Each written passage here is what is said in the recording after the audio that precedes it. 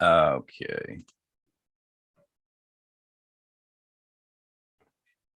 Give me one sec, make sure this works.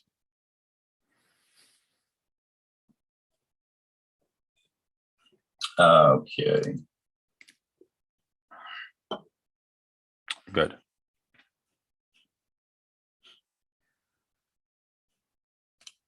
Okay, so that works. Okay.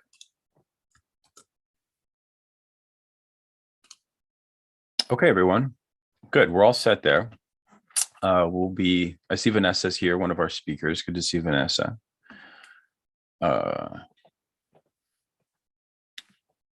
And we will begin in just a couple of minutes. And yes, thanks for the reminder. We will also record this, but it's live on YouTube. So the nice thing about that is you don't have to have this huge honking file on your computer and then upload it to YouTube. It just automatically goes. But as a backup, I will record just in case.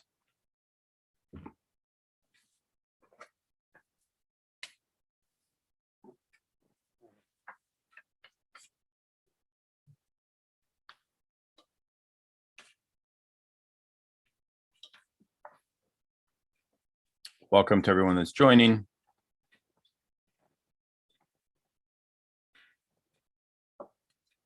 Thanks to those turning on their cameras. It's nice to see you. It's always, of course, an option. Many of us have spent all day on Zoom, so the last thing we want to do is have our camera feeding into our house as we're listening to these talks. But perhaps for Q&A, it would be good for folks to turn their cameras on once we have Q&A. Just quick housekeeping, we will have about an hour per talk, which gives ample time for Q&A. And so we look forward to a comradely, respectful, but serious engagement for the Q&A sessions.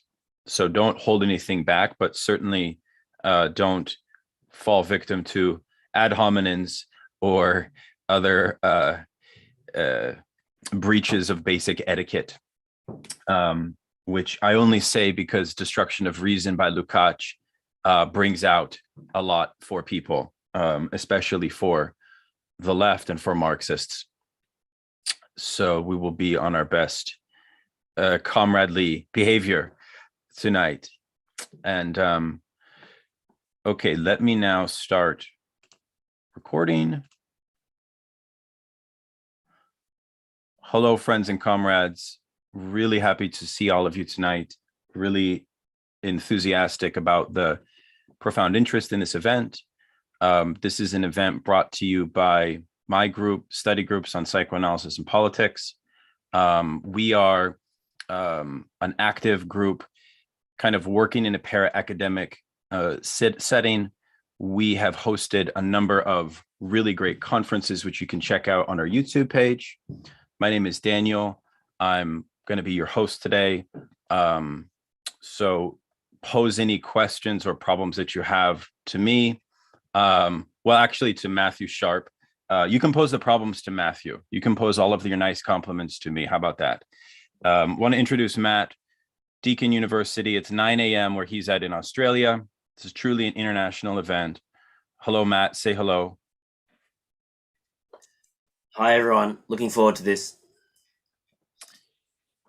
So Matthew is a philosopher based at Deakin, and he and I had the idea, along with a few others, to organize something around the new release of Lukács' Destruction of Reason, which has been released last year by Verso. It's an incredible work. Several of us that are in this conference have actually had a study group where we worked through the text. So it's pretty fresh for me.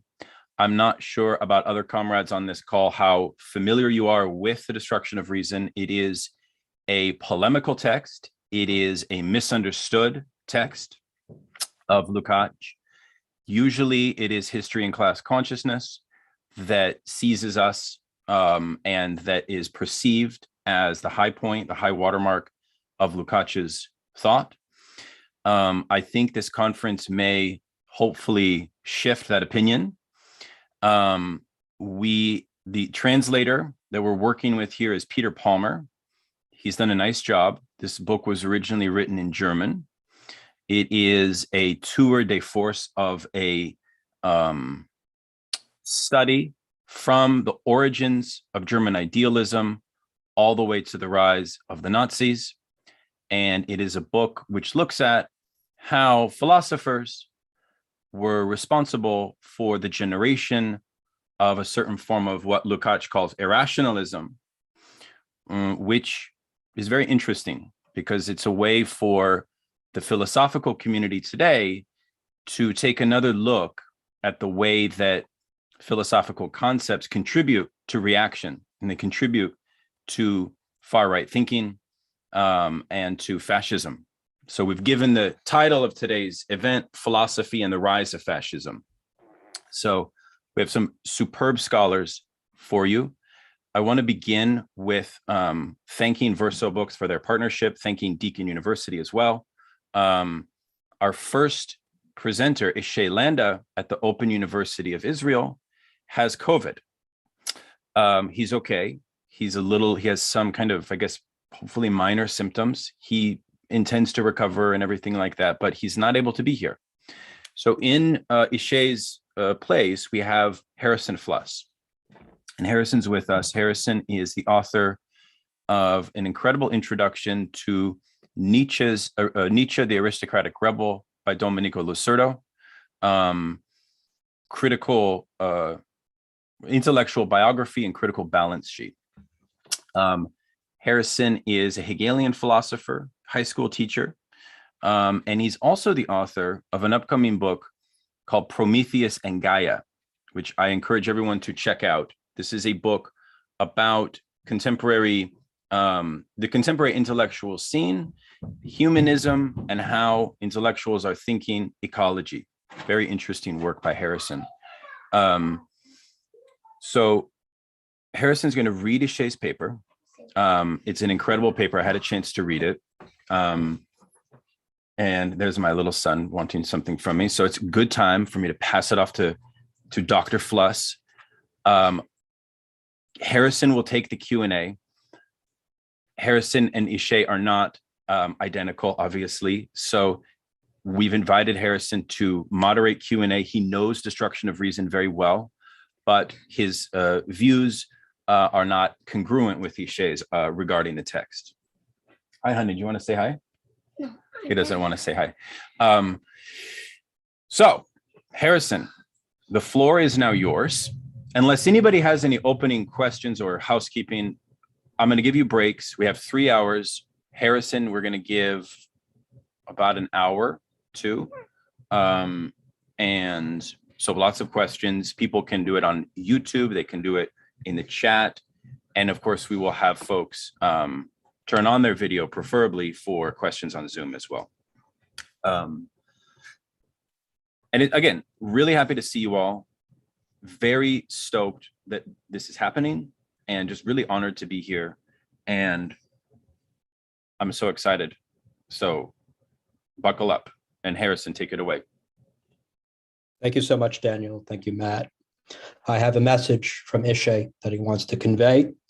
He's not sorry that he's not present at this very significant event.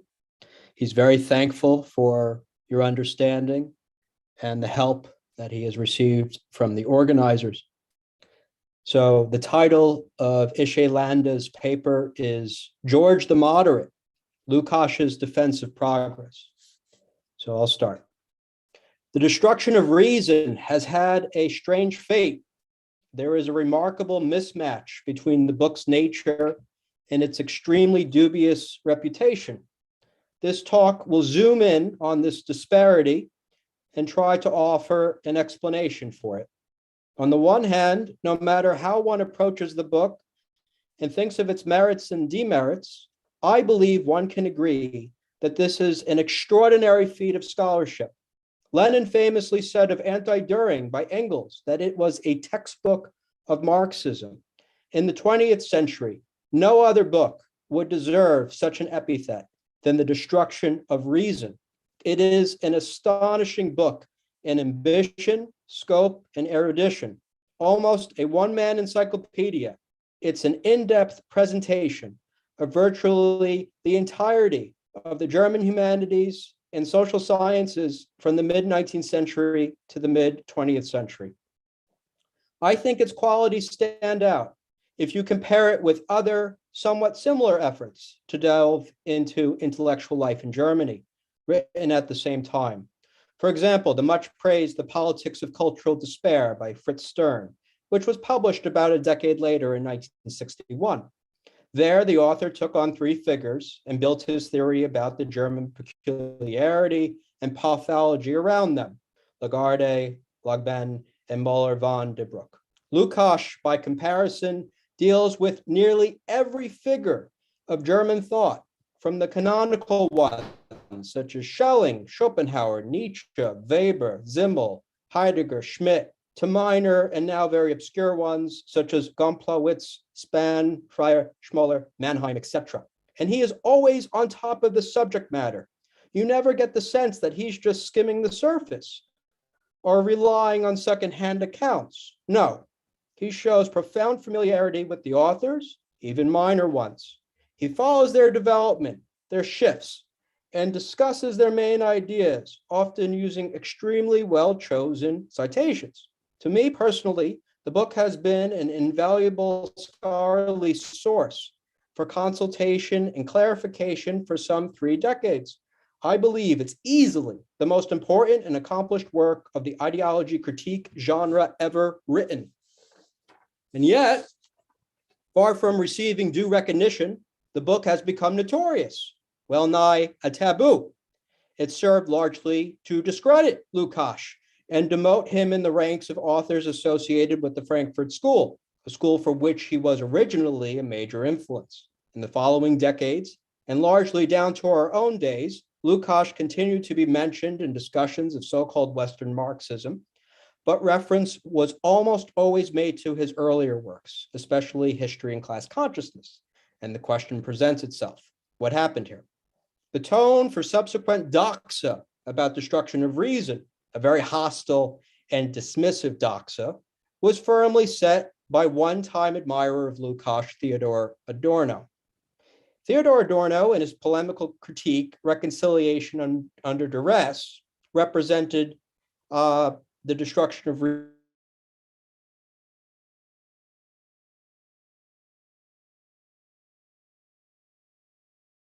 He set out to destroy Lukács, and in retrospect, he largely succeeded in tainting his reputation. To give you a reminder of Adorno's arguments, and not least their style, I will use Esteban Mazaros's very useful summary.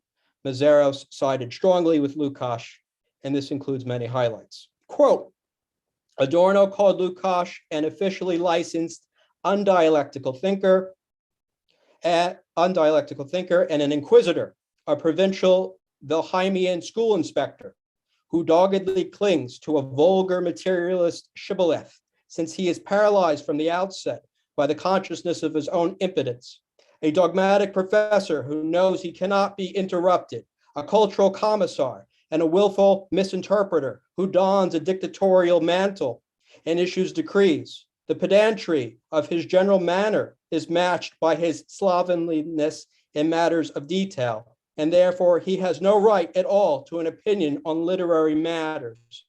Lukács's abuse brings with it all the horrors of persecution and extermination, and not only in Russia.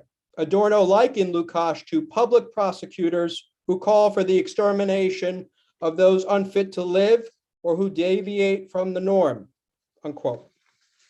So it's relevant to ask, what is actually going on here? Was destruction of reason really the destruction of Lukács's own work? What happens in this book to elicit such a fury and a torrent of abuse, and to make the author an almost ostracized figure? Read in retrospect, what's so inquisitorial about Lukács? Lukács's main contention is that in the course of the 19th century, bourgeois thought and scholarship moved gradually away from progressive, rational, and dialectical inquiry aimed at explaining social relations, and became variously irrationalistic, espousing different forms of vitalism, agnosticism, mysticism, decisionism, and so on, and these with the socially determined aim of apologizing for social ills or ontologizing them, a truly scandalous proposition. Needless to say, he never called for anybody to be exterminated. In fact, he did the opposite. He showed how substantial portions of German thought and some of its most illustrious figures prepared the ground for fascism and extermination. Some of the people Lukács took on, Nietzsche, Heidegger, Schmidt, called for war and even extermination of millions of failures in Nietzsche's case. Lukács shows the affinities of Heidegger's position with German fascism. Today, following decades of revelations about the profound complicity of Heidegger with Nazism, his anti-Semitic worldview, etc., it would be difficult to argue against this basic criticism. Lukács's claim that the ideological roots of reaction and fascism were to a large extent found in irrationalism is, to my mind, extremely feasible and compelling. Let's leave aside people like Heidegger or Schmidt, whose Nazi credentials are beyond doubt. Take someone who we don't normally associate with fascism or Nazism, Max Weber. Clearly, Weber was not a proto-fascist, nor did Lukács set out to paint him as one. He was a liberal figure, even defending the need for Germany to introduce democracy. And yet he too, as Lukács shows very calmly, Weber flirted with notions of strong, charismatic leadership and reduced democracy to the idea of educating an Herrenvolk and rallying it behind authoritarian leaders. And his views, therefore, eventually contributed to make fascism appear less outrageous. Many ideas that we would later learn to identify with fascism in Germany were placed at the heart of German political discourse long before the Nazis came to power and gained widespread respect and circulation, not only among conservatives, but also in liberal circles. This is evidenced by Weber's following words, which Lukács doesn't quote, from 1895. Quote, "The German peasants and day laborers in the East are not being driven off the soil by politically superior enemies in open conflict. Rather, they are coming off worse in a silent and bleak struggle for everyday economic existence in competition with an inferior race. In the economic struggle for life, too, there is no peace to be had. Only if one takes the semblance of peace for its reality can one believe that the future holds peace and a happy life for our descendants. Yet the somber gravity of the population problem alone is enough to prevent us from believing that anything other than the hard struggle of man with man can create any elbow room in this earthly life," unquote, from Weber. These are motifs that will feature heavily 3 decades later in Mein Kampf, from a belief in the superiority of the German race to emphasizing the necessity of economic and military struggle between nations and races. Was Lukács wrong to systematically highlight this spade work for predatory capitalism, imperialism, and fascism, done at the heart of German culture? Did he cling to vulgar materialist shibboleth?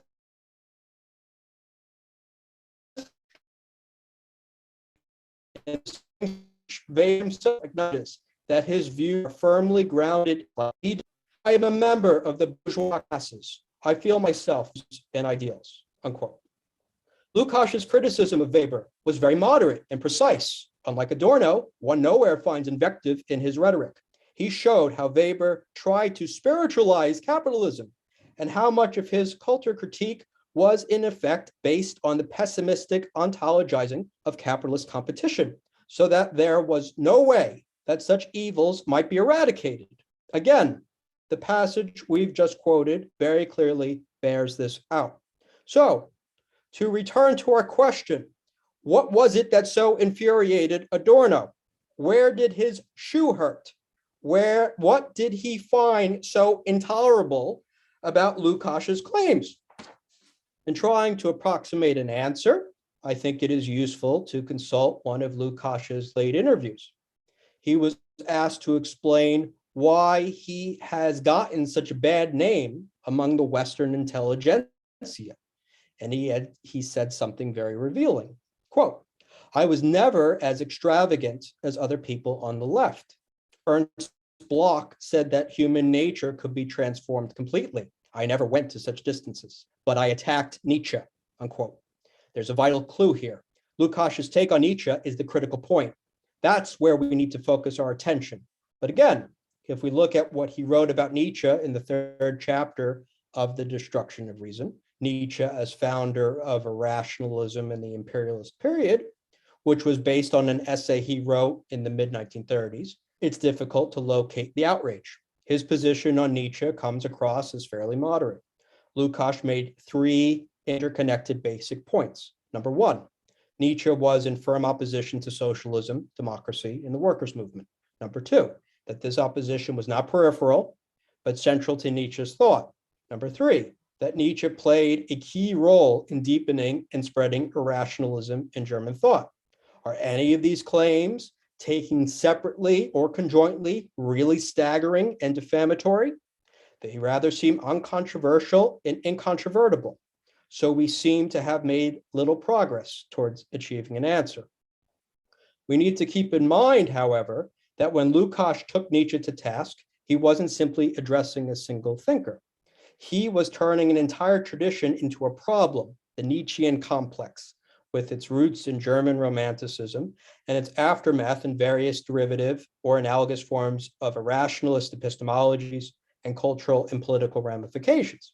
And that this was a tradition that many of Lukács's most vehement critics, including obviously Adorno, were at home in. This probably accounts for the sense of panic that we hear in Adorno's onslaught and the auto-referential nature of his charges, dictatorial impotence, quote unquote.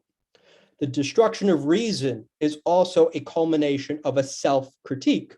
German Romanticism, Nietzscheanism. These were Lukács's own starting points in his pre-Marxist phase.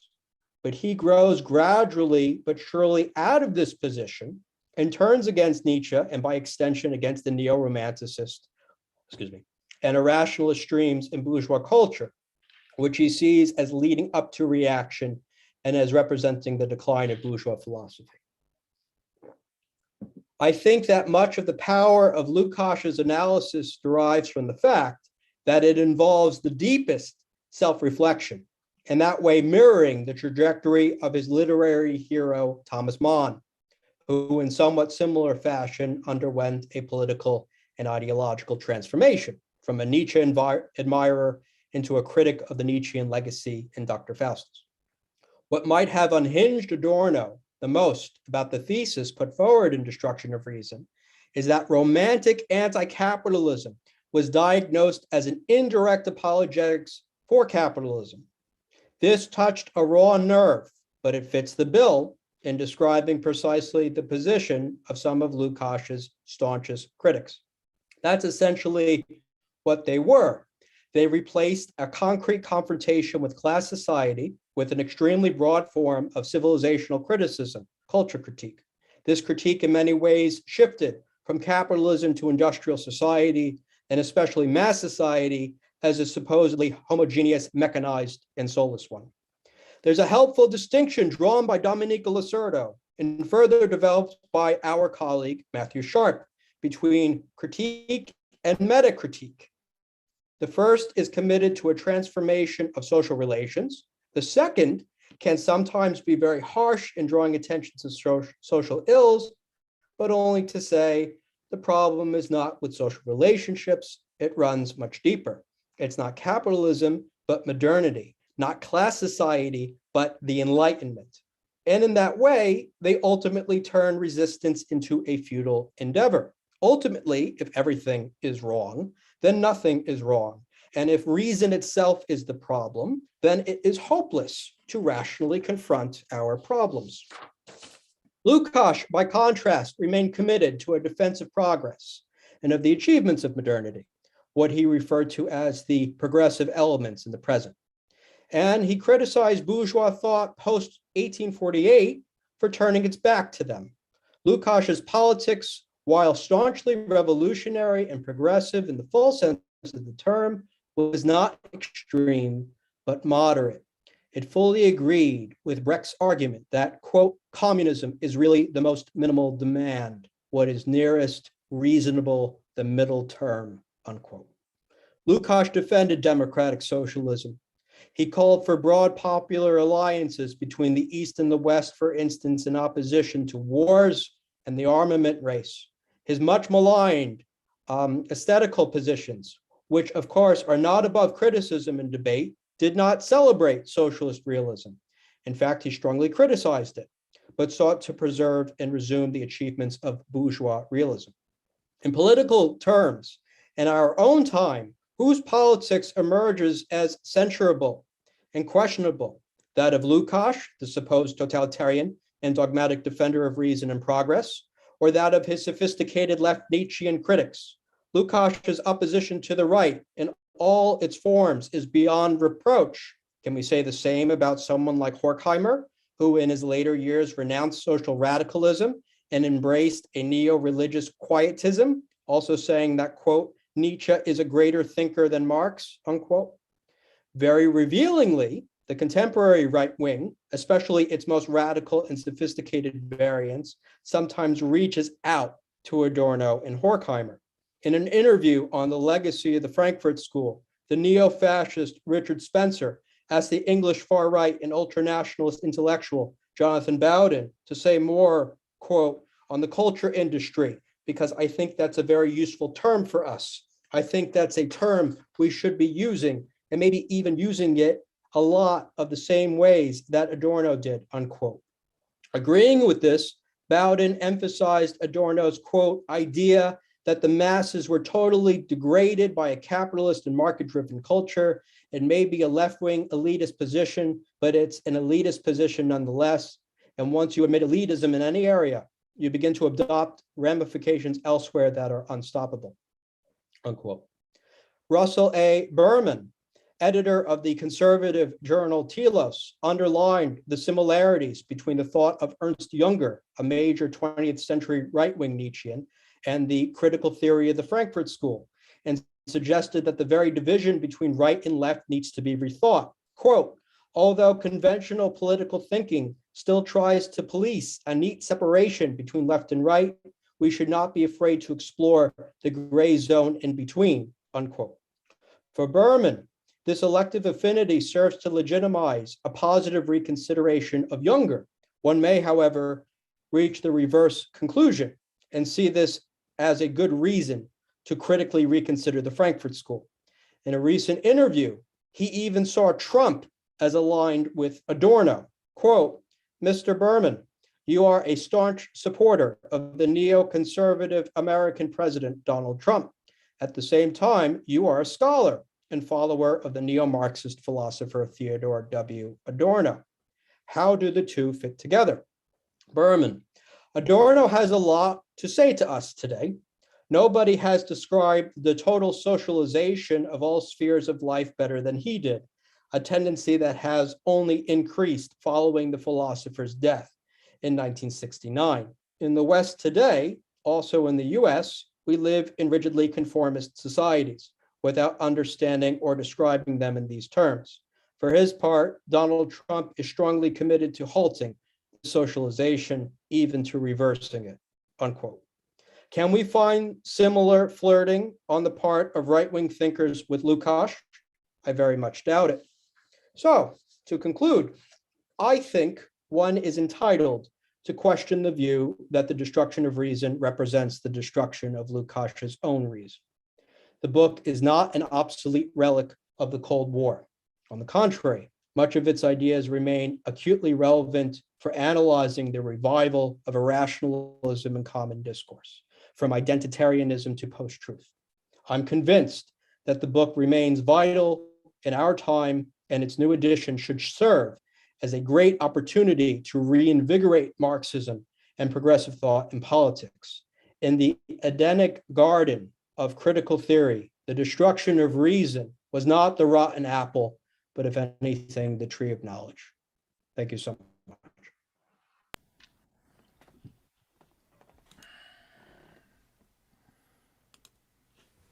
Trying to find one of those little clap emojis and I can't find it. Oh, there it is. Very nicely read, Harrison. Great work. And I see a couple other clap emojis. Welcome to everyone, and thank you, Harrison. Harrison just read the opening paper by Ishay Landa. I encourage folks to turn on their videos if you want to have a conversation with Harrison. I'm happy that Ishay laid out Adorno's critique of this book. I maybe could kick it off, Harrison, with a question about maybe of clarification of Adorno's position. Ishay alluded to it, but I know you're familiar with it. Would you mind summarizing it for those of us that may not be as familiar with it? Because Theodor Adorno's sort of take on destruction of reason is in large part, although not exclusively, responsible for why the book has been somewhat marginalized. And so could you give us this sort of overlay, perhaps, of Adorno's critique? I mean, we know the big comments that he says, but what of substance is Adorno's position? Well, there seems to be a general critique of Hegelian Marxism in Adorno as focusing too much on the truth as the whole. And as we know, Adorno reverses Hegel's position to say that the whole is false. He also reverses Spinoza's idea that the truth is the index of itself and what is false. So this thinking of the original Hegelian proposition is criticized by Adorno as identity thinking. And he thinks that Lukács's position is a exacerbation of what he thinks as this totalitarian tendency within Hegel, also a totalitarian tendency within Spinoza, because this idea of freedom being based in necessity, freedom being the insight into necessity, is criticized very heavily in Dialectic of Enlightenment when Horkheimer and Adorno criticize Spinoza's position as similar to the Marquis de Sade's in Juliet or Enlightenment morality. But Adorno is quite clear that he considers this work of Lukács to be anathema, to be a Stalinist work. And Ishay is trying to push back against that this work is not inherently Stalinistic or totalitarian. Me personally, I think the destruction of reason could be separated from any Stalinistic incrustations, just like Lukács's book on the young Hegel.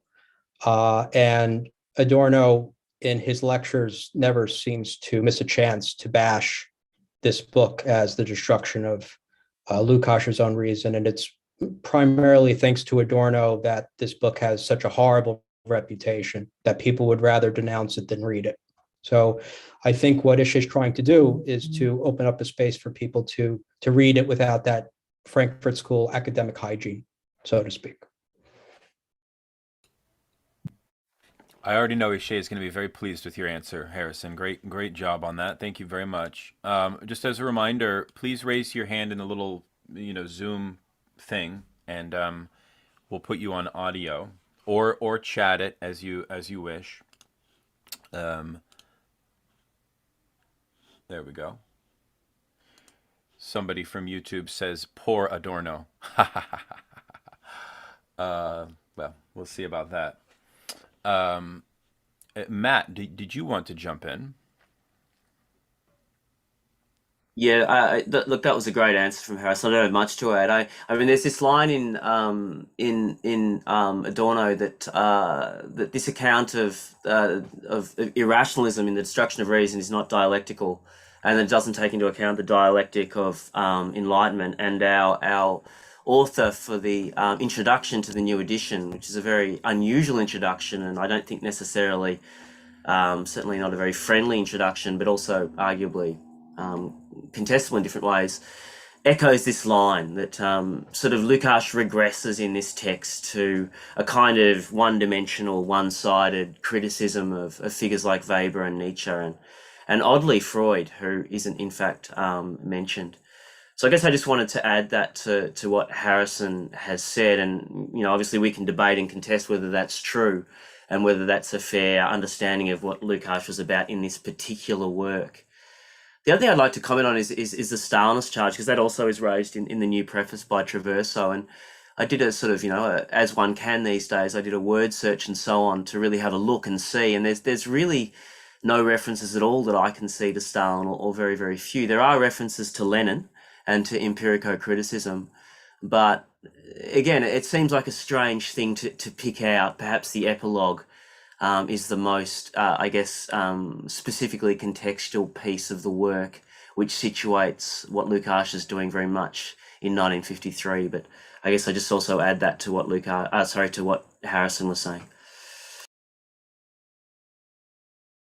Very good, very good. Yes. Much more to be said about the Adorno piece, but I think maybe other questions can bring Adorno back up. Let's go to Ari. Please feel free to. Yeah. So since I'm not as well read, I read The Destruction of Reason without reading Adorno's critique of it ever. And I found it a deeply insightful book, because I was looking for people who, without gloves, criticize Nietzsche as a right-wing figure. And I've noticed that many people that I appreciate, like Alain Badiou and others, are unwilling to do that. And even other French intellectuals are unwilling to repudiate Nietzsche as a mainly radical right-wing philosopher. So I was very pleased that both he and then Lusardo also came out with a book. I want to ask something about irrationalism, which I'm just wondering about. From the point of view of the ruling elites,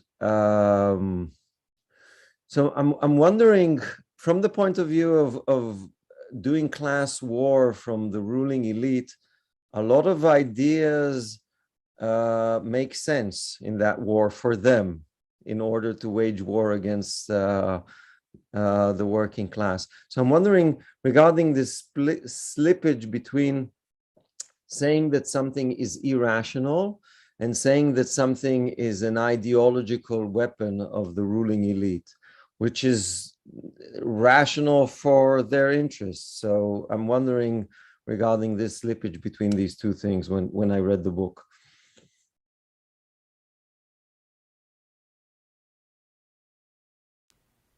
Harrison, feel free to unmute. Well, it might be relatively rational to their interests, but the question is, are those interests rational? So if you look at the theories of surplus value, when Marx is talking about this transition from David Ricardo to what's the origins of marginal utility theory, he says that these classical bourgeois economists would develop their critique scientifically, but now that kind of economic science has been degraded into an apologetics. And I think Lukács is very much part of that critique, not from just the level of the critique of political economy, but the critique of philosophy. So that's why you see a sea change, especially after the 1848 revolutions. But in terms of irrationalism, it starts in this German idealist context very early on with Friedrich Jacobi, even before Schelling, Kant, and that actually has echoes in Pascal, who Jacobi was a reader of and Nietzsche was a reader of. So Nietzsche says that he didn't read Pascal, he loved Pascal. It's like he ate him. So these have deep roots, not just in German idealism and the reaction to German idealism that you find in the middle and late Schelling, but also in the emergence of these proto-existentialist thinkers and Pascal and Jacobi that Lukács does talk about. And Lukács is also very keen to defend Spinoza. And this is something that we forget about. The Frankfurt School doesn't really pay attention to Spinoza, or if they do, they usually criticize Spinoza as this just quasi-positivistic thinker in ways that Lukács himself does in History and Class Consciousness. He kind of dismisses Spinoza as a mathematical thinker of the bourgeoisie. But in Destruction of Reason, he says the failure of the German Enlightenment was to denounce Spinoza and to limit reason to make room for the status quo. So when you limit reason in that way, you start to breed monsters. This is why Kant makes room for the Romantics, Husserl makes room for Heidegger, and Sigmund Freud arguably makes room for Jung with their limitations of reason. So that would be my. Thank you. That's a good answer. That's very helpful, yes. Much more to be said also about neo-Kantianism and this kind of uncognizable dimension of knowledge which prevents the philosopher from concocting a philosophy that could say something about objective reality as such. So when you get rid of that and you swap in myth or a vital principle or intuition, you develop what Lukács calls an aristocratic epistemology, right? Which, again, the origin there is biographical for Lukács because he was trained by neo-Kantians.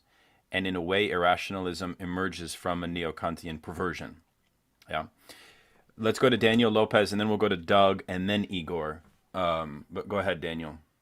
Thank you, Daniel. I kind of have two questions, but the first one's quite short. And I may have misheard the section in the paper where Harrison, and you were obviously giving Ishay's paper, about metacritique and the difference between critique and metacritique. And then am I correct to have heard that Ishay has a criticism of metacritique?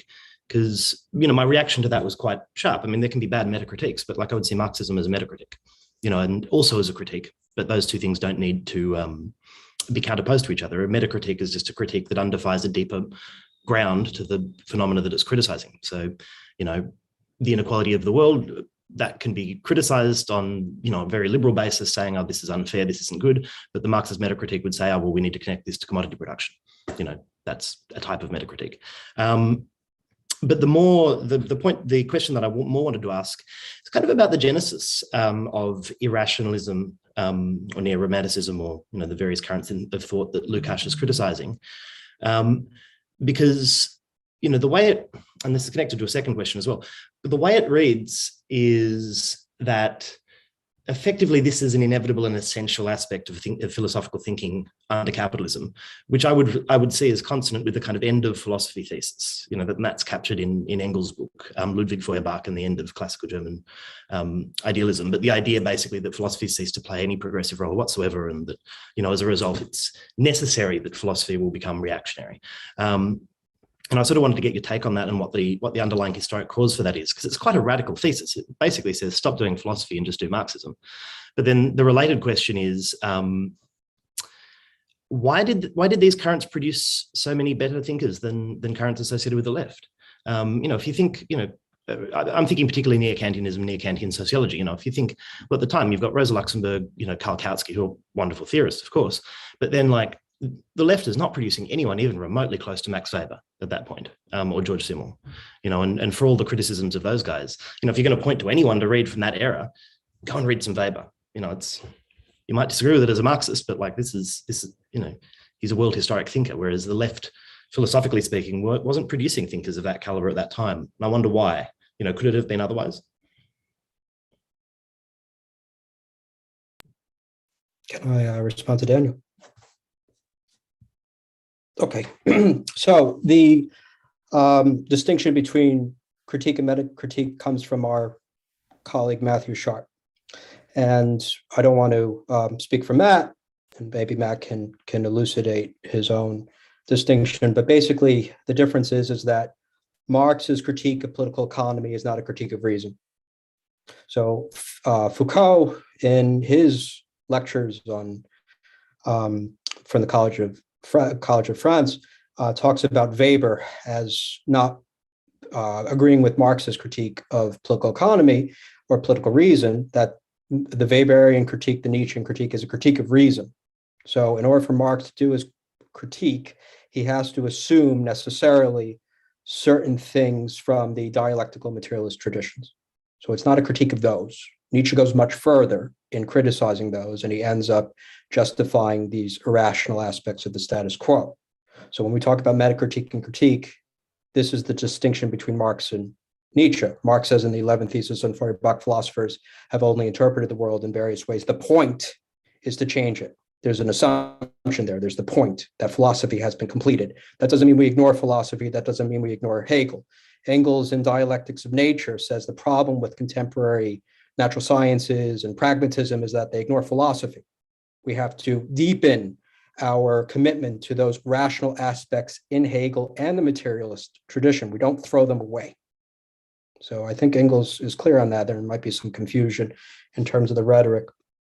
In terms of better thinkers, Luxemburg is a world historical thinker. Lenin is a world historical thinker. Plekhanov is a world historical thinker. Lukács is a world historical thinker. Gramsci is a world historical thinker. Bukharin is a world historical thinker. And I think they're much more incisive than Max Weber. Max Weber is interesting, but from the perspective of someone who's consistent about being ultimately wrong. We learn from these people, and I think Lukács pointed out in one of the interviews that we can learn from Nietzsche as an enemy, or I might put it, we can learn how to protect our home better from advice from a burglar, is how I would put it. So that's basically my point to you. But if Matt wants to elaborate on this distinction between metacritique and critique, he can.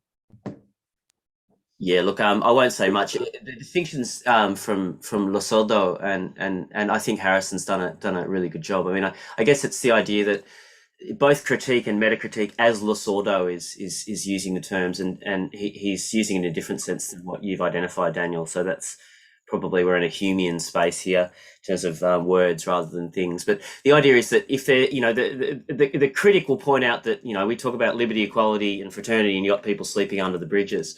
And the critic will then say, well, we need to stop people sleeping under the bridges. The metacritique will say, well, the ideals are bunk, and we need to just accept there's always going to be people sleeping under the bridges. So, I mean, that's how I understand Losoldo. But Harrison, as I say, I think captured that. Any response, Daniel Lopez? Are you good for now? Oh, no, I appreciate the answers. Just on the Max Weber thing, I was I had more in mind narrowly in that era of German thinking. So, Russian Marxism is a whole different thing. Karl Korsch in Marxism and Philosophy is quite good on dealing with Engels's thesis on classical German philosophy and the end of classical German philosophy, and answering that precise question of what happens to bourgeois philosophy when they abandon a certain rationalist dimension of Hegelianism, and your question about the dynamism of philosophy when the workers' movement adopts it is an interesting point that hopefully can come up again in this conference. Let's go to Doug Green for Doug's question, please. Thank you. Thank you for your talk, Harrison. I know that this is actually Ishay's talk that you're giving, but I also just want to give hats off to you, since you're the one who actually introduced me to this book about 5 or 6 years ago, which I read and which has been incorporated into my work. And I have one observation, one question, and this was sort of touched on earlier, and it's just the introduction by Enzo Traverso. I think Traverso would be a wonderful person to introduce a work by Adorno or Horkheimer. I mean, if you read his recent work on revolutions in intellectual history, he blames the Enlightenment and modernity for the Holocaust, something that you would not find in Lukács. And he explicitly identification of romantic anti-capitalism. And in his introduction, he accuses Lukács of defending the reasoning of the victors in World War II, which I'm not sure why that's a bad thing, or something that we should really embrace. I think defending the Enlightenment heritage is very important to contemporary struggles for Marxism.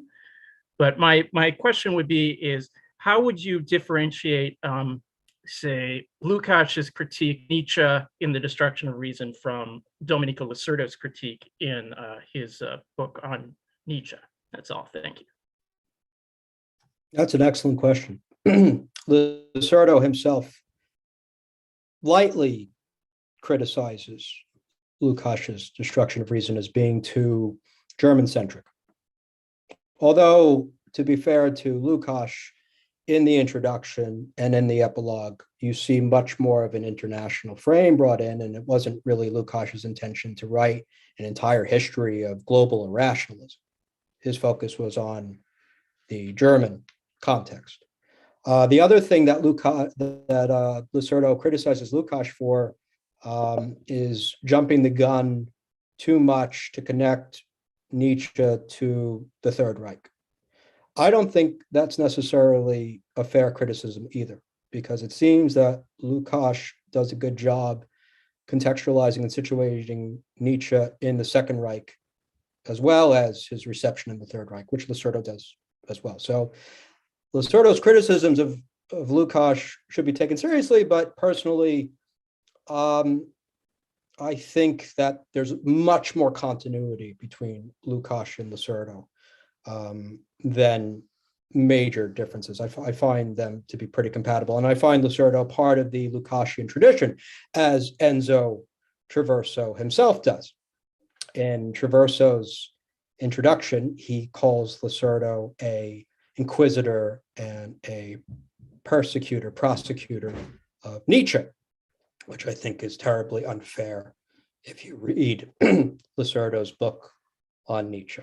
So that's my 2 cents about what Traverso said about Lucerdo and Lukács. It repeats what Adorno said against Lukácsian reconciliation under duress. In fact, I would say that Traverso's introduction is more or less a rehash of what Adorno already said. He could have just reprinted reconciliation under duress to serve as an introduction. And I think it is a shame that Traverso doesn't even mention the counter-revolutionary efforts of Viktor Orban to destroy Lukács's archive and Lukács's legacy in Hungary. It is just, I don't know why he didn't mention that at all. This is a very live text, and Traverso is absolutely wrong to say that Lukács's discussion of Weber or Heidegger or Nietzsche or Schmidt has no relevance today. It has 100% relevance. He's absolutely wrong about that. That's all I have to say about that for now. Okay. Thank you for your question, Doug, and thank you for that response.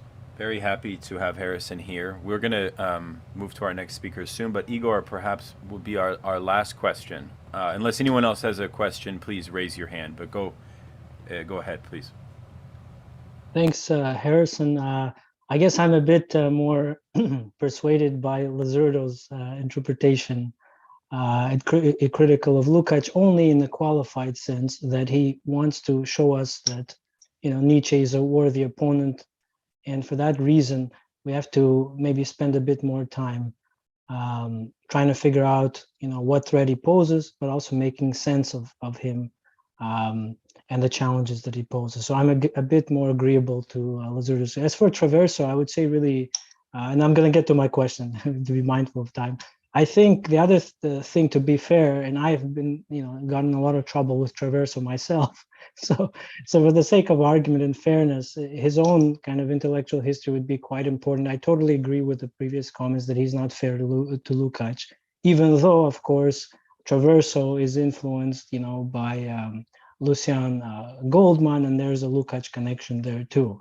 But there is the problem, of course, with Traverso, I think, is that anything associated with Enlightenment reason and universalism, including its Marxian variants, right, not necessarily neo-Kantian, can succumb to identity thinking, and it's a very myopic view. But to my question, and this pertains to Lukács and Stalinism, I'm wondering, this is a question for everyone, not only for Harrison, whether or not the critique that Lukács launches of irrationalism in the destruction of reason lends itself to the critique of Stalinism as well. And I think it does, personally.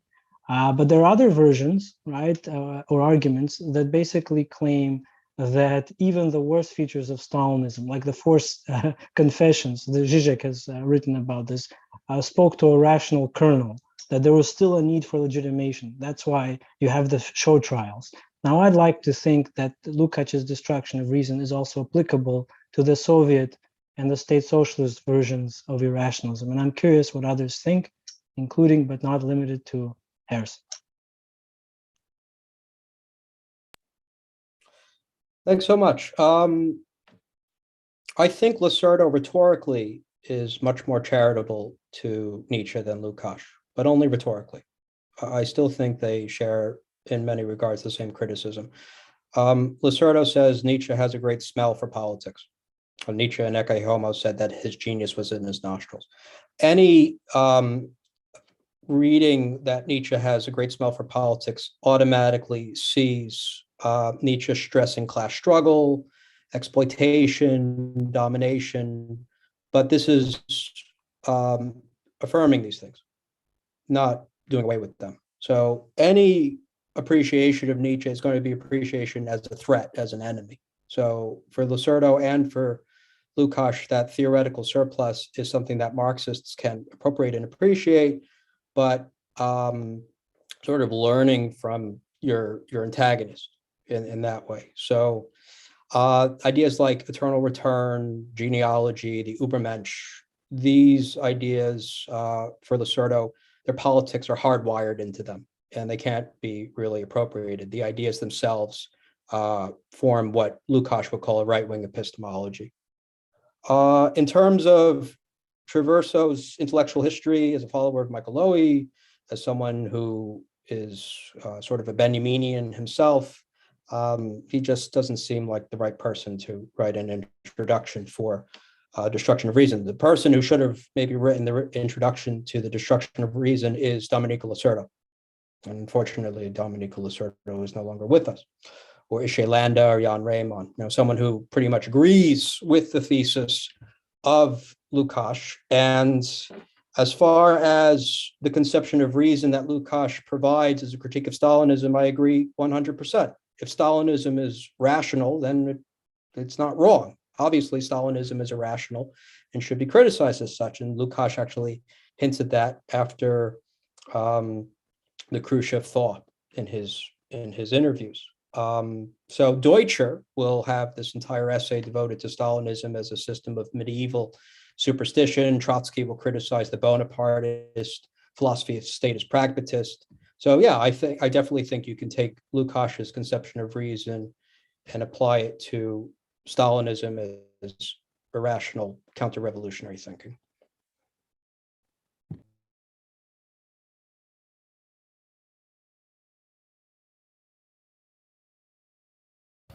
Does anyone else want to weigh in on the question of Stalin in relation to this text, or even to Lukács more generally? Do you have an opinion, by the way, Igor, on the question that you posed, or are you not certain? Well, I'm open, to different interpretations. I think there was a period where, Lukács, and not only Lukács, I mean, he's a great thinker, but nonetheless, was a lot more receptive to Stalin. I don't think there's any need to try to, pretend that wasn't the case. I mean, he was living in a certain era, in certain context. He's also a child of his time, and I think we have to acknowledge that. But what we do see in Lukács that we don't see in other, Stalinists or hacks, I think would be a better word, is that in his thought there is evolution, there is development and change. And my view of it anyway is you look to works like The Process of Democratization. He realized that something went wrong, right? He realized that there was a gap between theory and practice. Even though I think Harrison and others are quite right, he knew exactly where he stood in the war against irrationalism of fascism, and he was very clear with that, in that domain. But at the same time, I think when we look to the ontology of social being and incomplete work, there is a striving to try to make, philosophic sense of what Stalinism was. And, I think this, to some extent, connects to Daniel's comment. It didn't have to be this way, right? So what would be necessary, right, to avoid this kind of abyss? And I think, you get the first kinds of seeds, if you will, or acorns, if you prefer, in the ontology of social being, which is an incomplete work. But that's Lukács trying to deal or contend with normative questions. Now, the fascinating point is most Marxists really dislike that work. They dislike that work because it's sort of like class struggle disappears. But again, let's put it into perspective and be fair to Lukács. He witnessed, he survived that particular era, and he was very fortunate to survive that era on multiple occasions. And the working class was silenced, right, in those societies, alienated, to use an outdated term. So I actually think we have to see phases in Lukács's intellectual and political development, and those two, of course, were connected, at least on my interpretation. Mm-hmm. Can I just add quickly one thing, and then I will. I will talk about this in my presentation paper, but I think it's interesting, and the question of Lukács and Stalinism and everything. But I think that it is quite sort of misunderstood, and I will sort of argue this the day after tomorrow.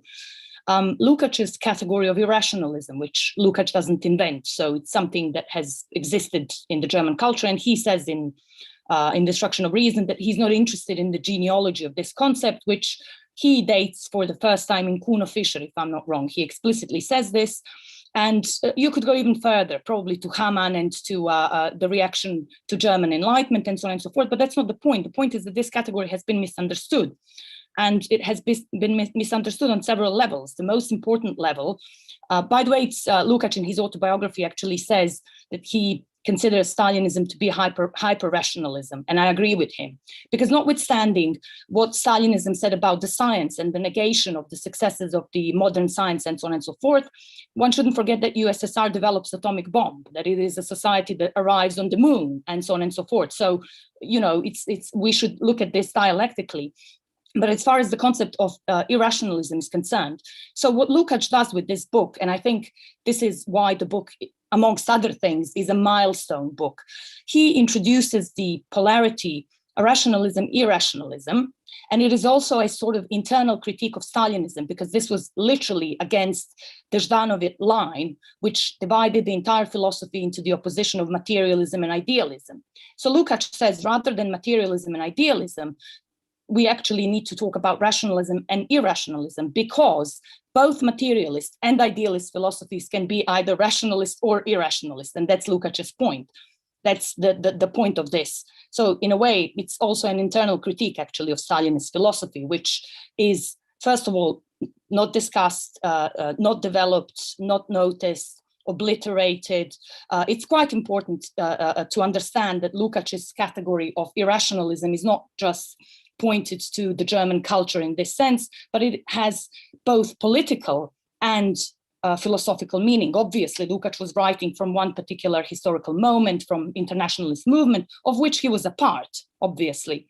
And therefore, one, expects to see certain phrasing, certain sentences, and so on and so forth. I mean, words used, but it is also Lukács's internal critique from within this movement. And I think this should be more sort of understood and appreciated. And I quite agree with Lukács. I mean, the opposition, idealism, materialism in and of itself says nothing, because you can equally be a materialist and be a irrationalist and vice versa. I mean, that's all I wanted sort of to say about the importance of Lukács's sort of argument developed there. Extremely helpful, Tiana. Always great to have you with us. We're going to move on. First, I'd like to do a little emoji to Harrison of thank you for your for reading the paper, and thank you for fielding these great questions. Again, we're going to take a break after Carl Sachs's talk, which is coming next. We'll take a little coffee break or bathroom break, or you obviously can take a bathroom break whenever you want. But Carl Sachs is with us. I saw him earlier. Hello there. Hi, Carl. Hi. Carl has been with us working on this book for the past month or so.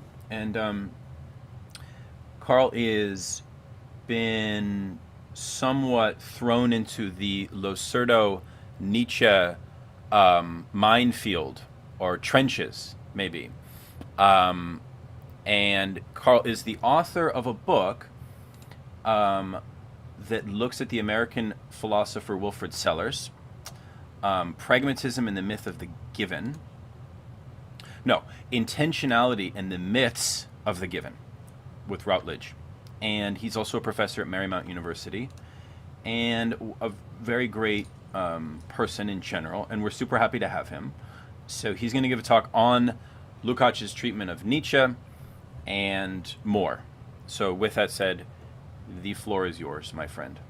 Okay, let me sort of make sure I can share my screen. So you're seeing this? We see it. All Yep. right. Okay. So my I guess I'd say my agenda here will be to raise a few minor concerns or questions about Lukács's treatment of Nietzsche. I want to do a fair bit of bringing Lukács's and Lacerda's readings of Nietzsche into conversation with more mainstream analytic Nietzsche scholarship, because I think this is a huge missed opportunity. I've been talking with Harrison about this over the past couple of months, that the Nietzsche community, the community of Nietzsche scholars, has simply taken no notice of Lacerda. There's no engagement. And so I am attempting to fill a much needed gap in the literature, as they say. So, see here, it's my little, it's not working. Okay, so I'm going to start off then with the idea that, along with Lacerda, Lukács, Waite, Ronald Beimer, many others, I'm going to take the general position that we should read Nietzsche as basically opposed to what Jonathan Israel calls the radical Enlightenment. That Nietzsche is contra liberalism, socialism, democracy. He is against any kind of egalitarian social political project. And he's against them because he sees these projects as undermining the fundamental basis of all culture, which is slavery. So here's a nice quote from Ronald Beimer. I believe it's pronounced right. Western, this is a quote from his book, Dangerous Minds. Sort of quickly summarizing his take on Nietzsche. Nietzsche thinks that Western civilization is going down the toilet because of too much emphasis on truth and rationality, and too much emphasis on equal human dignity. So if you think that there's maybe we need more commitment to truth and rationality, maybe we need more equal human dignity, well, Nietzsche is not going to be on your side. And so here I'm just sort of going to quickly allude to a whole bunch of recent Marxist and liberal critiques of Nietzsche: Jeffrey Waite, Lacerda, Ishay Landa, Beimer, Jan Raymond, Domdabowski. There's been a whole literature that's been emerging, criticizing Nietzsche and pointing out exactly that underneath the multiplicity and diversity of styles and voices, and despite all the sort of postmodern playfulness, that there is a unity to Nietzsche's projects, a systematic unity, and that this is a systematic unity that can be disclosed from a Marxist standpoint once we understand Nietzsche's project as fundamentally a class project. Now, taking all that basically on board without too much criticism, what I want to focus on in what follows is how Lukács connects that to the idea that Nietzsche is an irrationalist. Right. Lukács says that Nietzsche is the thinker of irrationalism in the imperial period. He is a thinker of the indirect apologetics of capitalism. He has a systematically anti-socialist worldview, and he's an irrationalist. And I do not mean to dispute that he's an irrationalist, but I rather want to think a bit more carefully about what exactly that means. What exactly are we saying about Nietzsche when we say he's an irrationalist? And how well does that meet other interpretations of Nietzsche that are taken somewhat more seriously within analytic Nietzsche scholarship?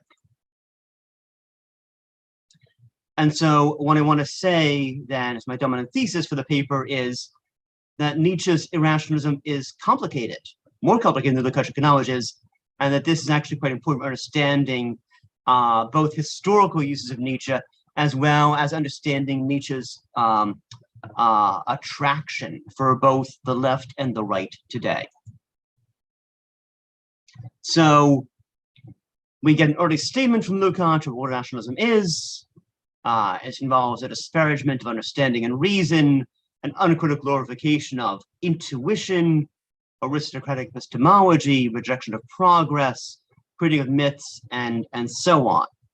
And so this is a very gloss Lukács then uses to then characterize a variety of targets, the late Schelling, Schopenhauer, Kierkegaard, Jaspers, Bergson, Nietzsche, William James, so on. And so here's a sort of nice statement comparing William James and Bergson, right? What they have in common is the rejection of objective reality and its rational observability. Perception becomes mere utility. There's intuition takes the place of a rationally grounded metaphysics, critique of natural science, and so on. And at this point, I would like to then raise the question, okay, how well does that characterize Nietzsche? Because I want to say that Nietzsche is different from other rationalists that Lukács discusses in two major respects. One, Nietzsche has a tremendous respect for natural science. He was very well informed about the natural sciences of his own day. We know from Nietzsche's library and the record of books he read while at the University of Basel that Nietzsche was extremely well informed about the cutting edge 1860s developments in physiology, physics, biology, and psychology. There is no place in Nietzsche for a Kierkegaardian turn towards subjectivity, and there's no room in Nietzsche for a Heideggerian science does not think. So that's one big, I think, difference between Nietzsche and Lukács' other targets. The other big difference is that there's no real room for intuitionism in Nietzsche. The one passage where Lukács accuses Nietzsche of intuitionism is a reference to a very early text of Nietzsche's, Philosophy in the Tragic Age of the Greeks. This is not a theme you find in Nietzsche after he abandons his so-called early period when he is an acolyte and devotee of Schopenhauer and Wagner.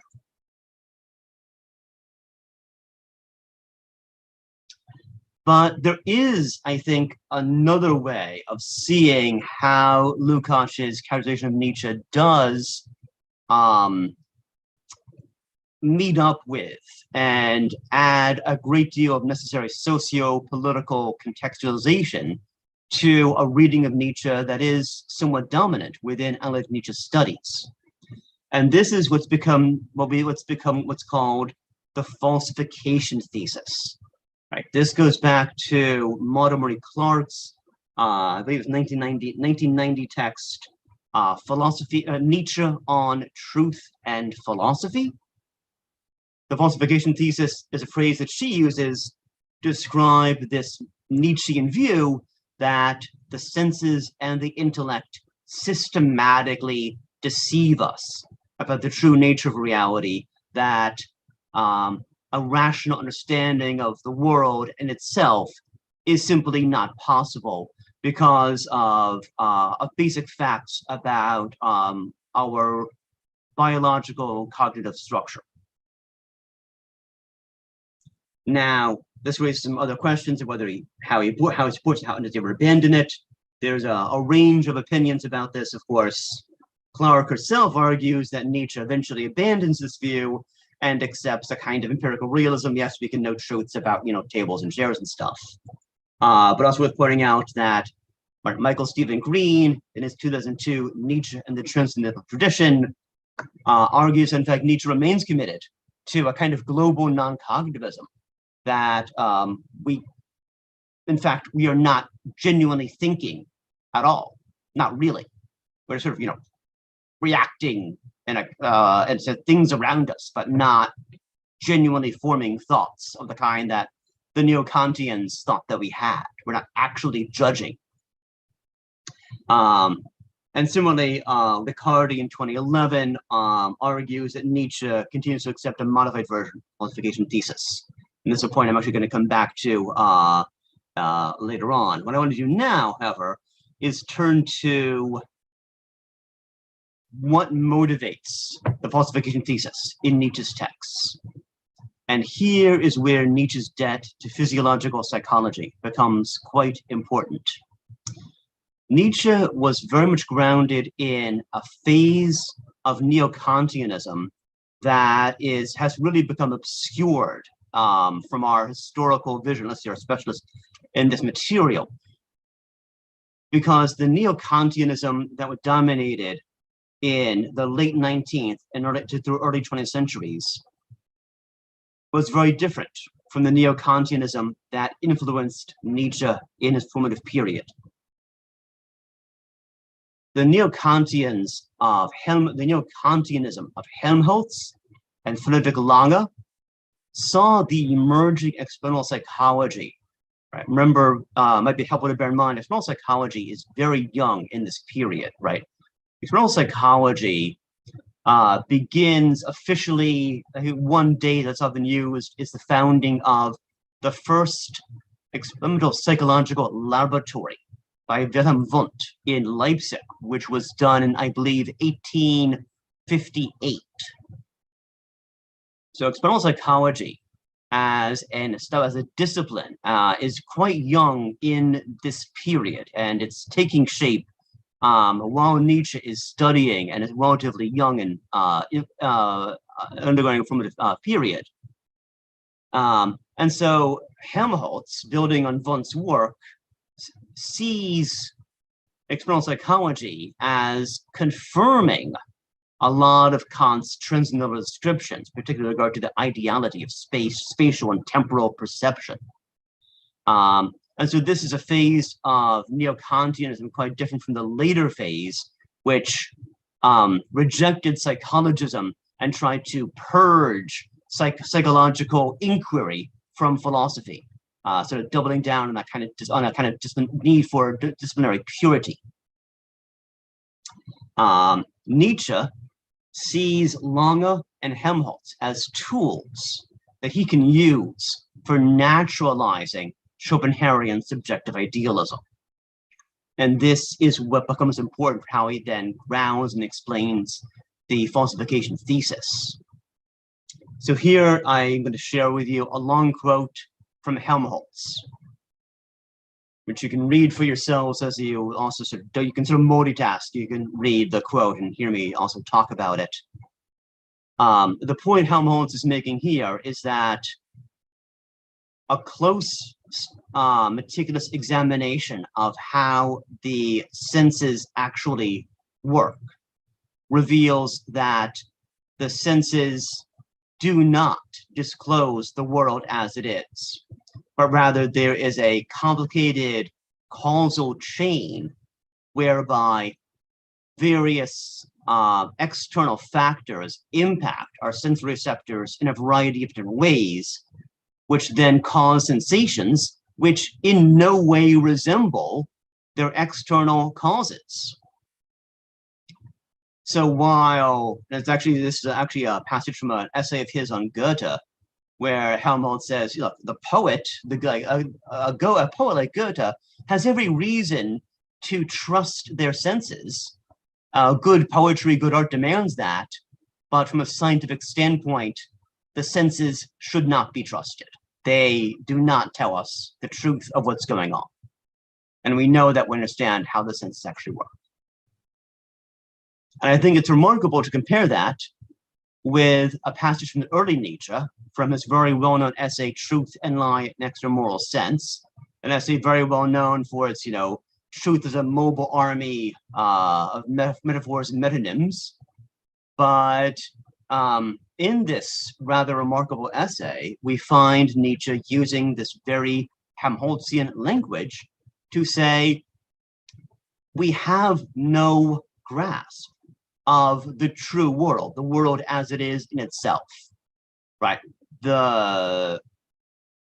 Once you look at the physiological psychology, we see that it's all just these metaphorical transferences and transformations from irritation of our sensory receptors to the construction of sensory and mental images, which those mental images are then also transformed into vocalizations as we communicate.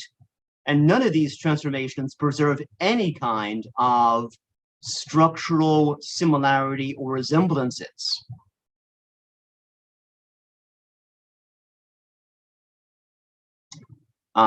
And that Nietzsche, and that this, now one might worry that this might be a view that Nietzsche does not really commit himself to, because after all, Truth and Lie in Extramoral Sense was an unpublished text. But we can, find ample evidence for a comparable view in Nietzsche's text Daybreak, here in section 117, right? Nietzsche talks about how the senses have woven us into lies and deceptions of sensations, right?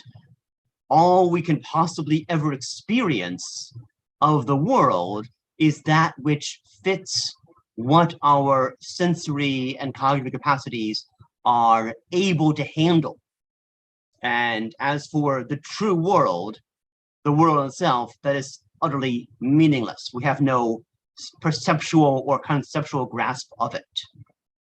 I think it might be also worth pointing out that here Nietzsche has a very nice anticipation of a view about sensory reception that we can also find in the contemporary philosopher of cognitive science, Kathleen Akins, from her 1996 article, where she also points out the sensory receptors are, in her view, she uses the phrase narcissistic, right? Their sensory receptors tell the organism what it needs to know for its benefit. That is not the job of the senses to tell the organism anything what's actually happening on in the objective real world. Now, this does lead Nietzsche eventually to revise the falsification thesis. So we find this remarkable passage in Beyond Good and Evil, section 15, just summarizing a very complicated, very interesting set of questions Nietzsche poses there in the following line of thought. Well, if the world is what we experience, is connected by the senses, what does that tell us about the sensory organs themselves? If what we experience in the world is affected by the senses, but one of the things that we experience of the world is our sensory organs, then are the sensory organs constructing themselves? Are they causa sui? Does it even make any sense? And this line of thought, it's been suggested by Riccardi, leads Nietzsche to revise the falsification thesis. And here we find a statement from Nietzsche's late work, Twilight of the Idols. The senses do not lie at all. So we're now rejecting the sort of early Helmholtzian view. What lies is what we make of their testimony, the way in which we do introduce the lie of unity, of thinghood, of substance, of duration. And it should be, of course, noted that these are all categories in the Kantian sense, right? That these are, the lie is the intellect. It is the intellect that lies to us about what the senses are disclosing. So this leads to, and I think that this connects very nicely with Nietzsche's skepticism in Beyond Good and Evil, about the extent to which we can actually draw metaphysical truths out of what the sciences are telling us. Right, and so here's a long passage from Beyond Good and Evil, section 22, from the first section on the prejudices of philosophers, that it is simply not the case that the sciences tell us that nature follows laws, right? It is the idea that nature follows laws is an interpretation of the sciences, not what the sciences themselves are actually telling us. And this interpretation is shot through with political motivations, the motivation to interpret the world in line with a fundamentally democratic worldview. And that it is a simple matter to substitute that democratic interpretation of the sciences with an aristocratic interpretation of the sciences. It is a simple matter of flipping the script and just saying, well, maybe the same scientific facts could be given an entirely inverse, opposite interpretation. And who's to say that that, and if you say, well, that's interpretation too, well, so much the better. So this then is how I want to then see a connection between how Nietzsche is connecting the falsification thesis with his, how he's trying to disrupt the connection from science to metaphysics, right? The intellect is powerless to overcome the narcissism of the senses and tell us how the world really is. Which is exactly why, given this powerlessness of the intellect to tell us how the world really is, that's exactly why the same scientific facts can be interpreted democratically as a cosmos of universal exceptionless laws, or aristocratically as a lawless chaos of mutually exerting forces, forces constantly pushing against each other at every moment to the utmost of their capacity, but in a totally lawless, tyrannical, dominating way. And how we to then decide between these two different kinds of interpretations? Well, Nietzsche says the only criterion we've got is itself a biological interpretation, a biological criterion. Right? Simply because we have no epistemic criteria for adjudicating conflicts between worldviews. We have no epistemic criteria because the intellect is powerless to overcome the narcissism of the senses. So, because the intellect is powerless to overcome the narcissism of the senses, we are deprived of any access to or any power, any epistemic criteria for adjudicating conflicts between worldviews. Given the absence of epistemic criteria, well, we could be relativists, but Nietzsche does not want to be a relativist, much as some of his postmodern readers want him to be or take that from him. But that is not where Nietzsche finally settles, right? Rather, Nietzsche's final thought is that in adjudicating conflicts between rival worldviews, we must resort to the biological criterion of which worldview is healthier, where what is healthier amounts to which worldview expresses a greater affirmation of life. And what is life? Well, Nietzsche tells us, essentially, will to power, overcoming, dominating, injuring, oppressing, exploiting. So the healthier worldview is the worldview that is more honest about what life is. And that's why the aristocratic worldview ends up being then superior, not in an epistemic sense, but in a radically non-epistemic sense, because epistemic criteria have been tossed out the window.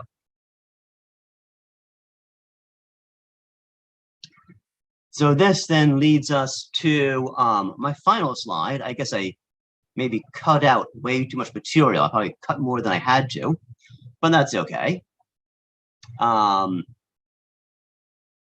This then leads to the last point that I want to make then about Nietzsche, and what makes Nietzsche a very peculiar, very interesting, provocative, attractive, seductive, dangerous thinker. That in Nietzsche's thought, scientism and irrationalism are inseparably fused, right? He's both a naturalist and he's got this naturalistic side, he's got that existentialist side. That's actually a feature of Nietzsche's thought that many have found quite compelling. Rudolf Carnap applauds Nietzsche for having precisely this kind of duality to his thought. And for that matter, the American Nietzsche scholar Walter Kaufmann also goes out of his way to single out Nietzsche as unique for being both a positivist and an existentialist. I think that's actually worth noticing then, that makes Nietzsche very an interesting figure then, as someone who can be criticized, who is sort of vulnerable simultaneously to the Hegelian Marxist critique of positivism and to the Hegelian Marxist critique of existentialism. And I think that ambiguity, that status is really quite important there, because we can understand Nietzsche as, yes, having a post-liberal neo-aesthetic politics, right? Nietzsche's political vision is post-liberal in the sense of wanting to leave the liberal era behind, to be, to be the, to use perhaps not the most apt phrase, the negation of the negation, right? If we think of Platonic Christian liberal period, that 2,000 years as the negation of master morality, Nietzsche aims to be the negation of that negation, to transcend the Christian Platonic liberal period, to establish a new aristocratic politics. And yet it's worth emphasizing that as Nietzsche sees it, or at least what Nietzsche tells us in his texts, this is grounded in a naturalistic conception of humanity. It's grounded in what often can seem like a very contemporary seeming respect for science. Maybe not science, maybe not metaphysics in the strict sense, but a very contemporary sounding respect for science, what the sciences tell us, a scientific worldview. And this then makes Nietzsche, I think, quite interesting as being, in some respects, the perfect adversary for the left. Perhaps that is exactly what he intended to become. And I think that is perhaps how he should be read. We don't need us, we can read Nietzsche as he attempted, and I think to a large extent perhaps succeeded in co-opting, also deforming and transforming materialism as a tool for opposing socialism, right? Nietzsche was quite aware that materialism and socialism in this time period were very closely bound together. We see that in Engels, we see that in Marx, we see that in a lot of these thinkers, and we see now Nietzsche trying to affect a divorce between materialism and socialism, right? In order to say, well, actually, once you understand the materialistic worldview correctly, you will see that we must see that socialism itself is anti-natural.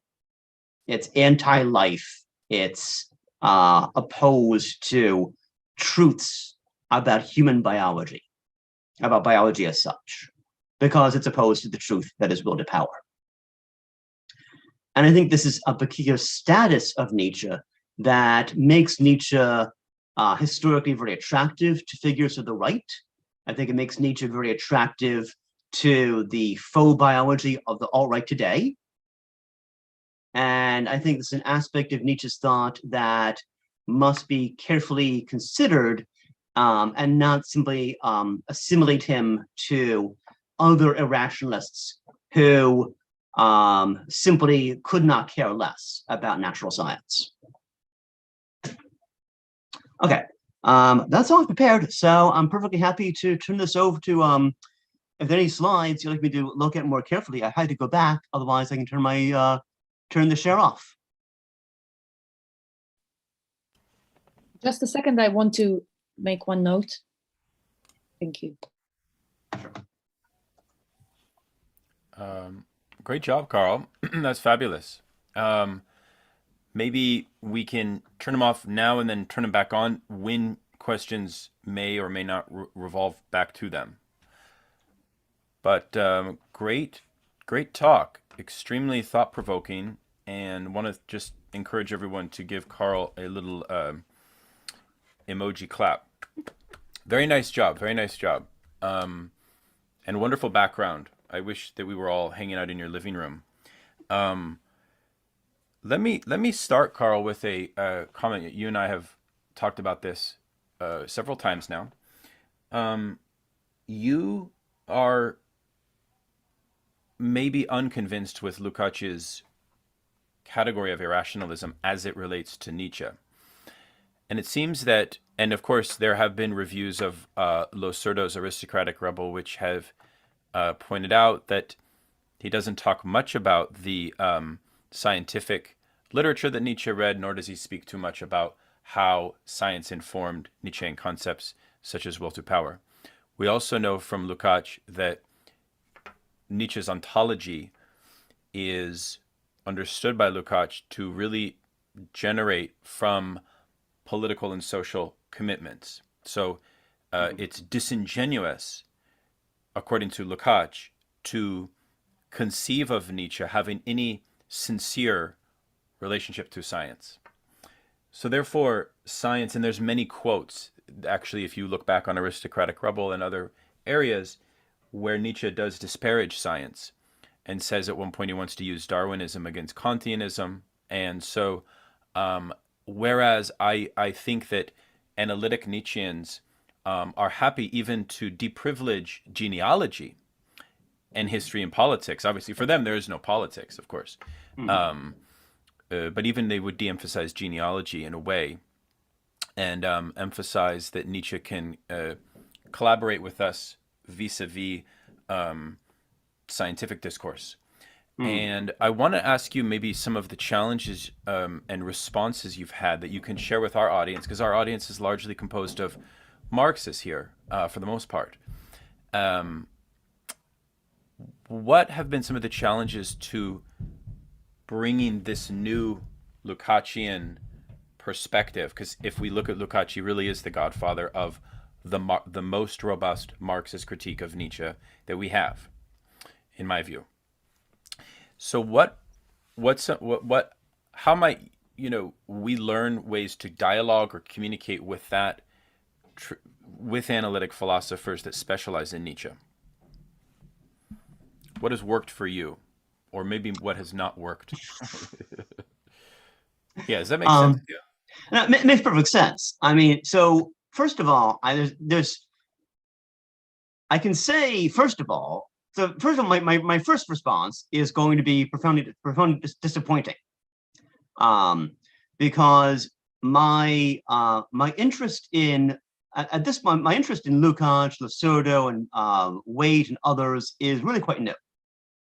And this is the first paper I have written on using any of those perspectives to talk about Nietzsche. And this is my first time sharing it with anyone. I sent a copy to Harrison. I sent a copy to a few days ago. I sent a copy to my old doctorvater, but no one else has really seen it. And so I myself have not yet received much pushback or criticism. But I do think it's worth pointing out that the hermeneutics of innocence, as Lucerdo calls it, is really quite strong.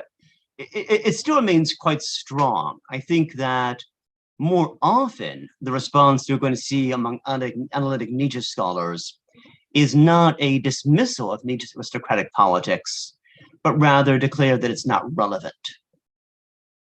Right, as I think a more common response will be, this is just my conjecture, will be, well, yes, he has this kind of weird reactionary conservative project, but so what? Like, we don't need to worry about that. That's not important for understanding what's valuable in Nietzsche.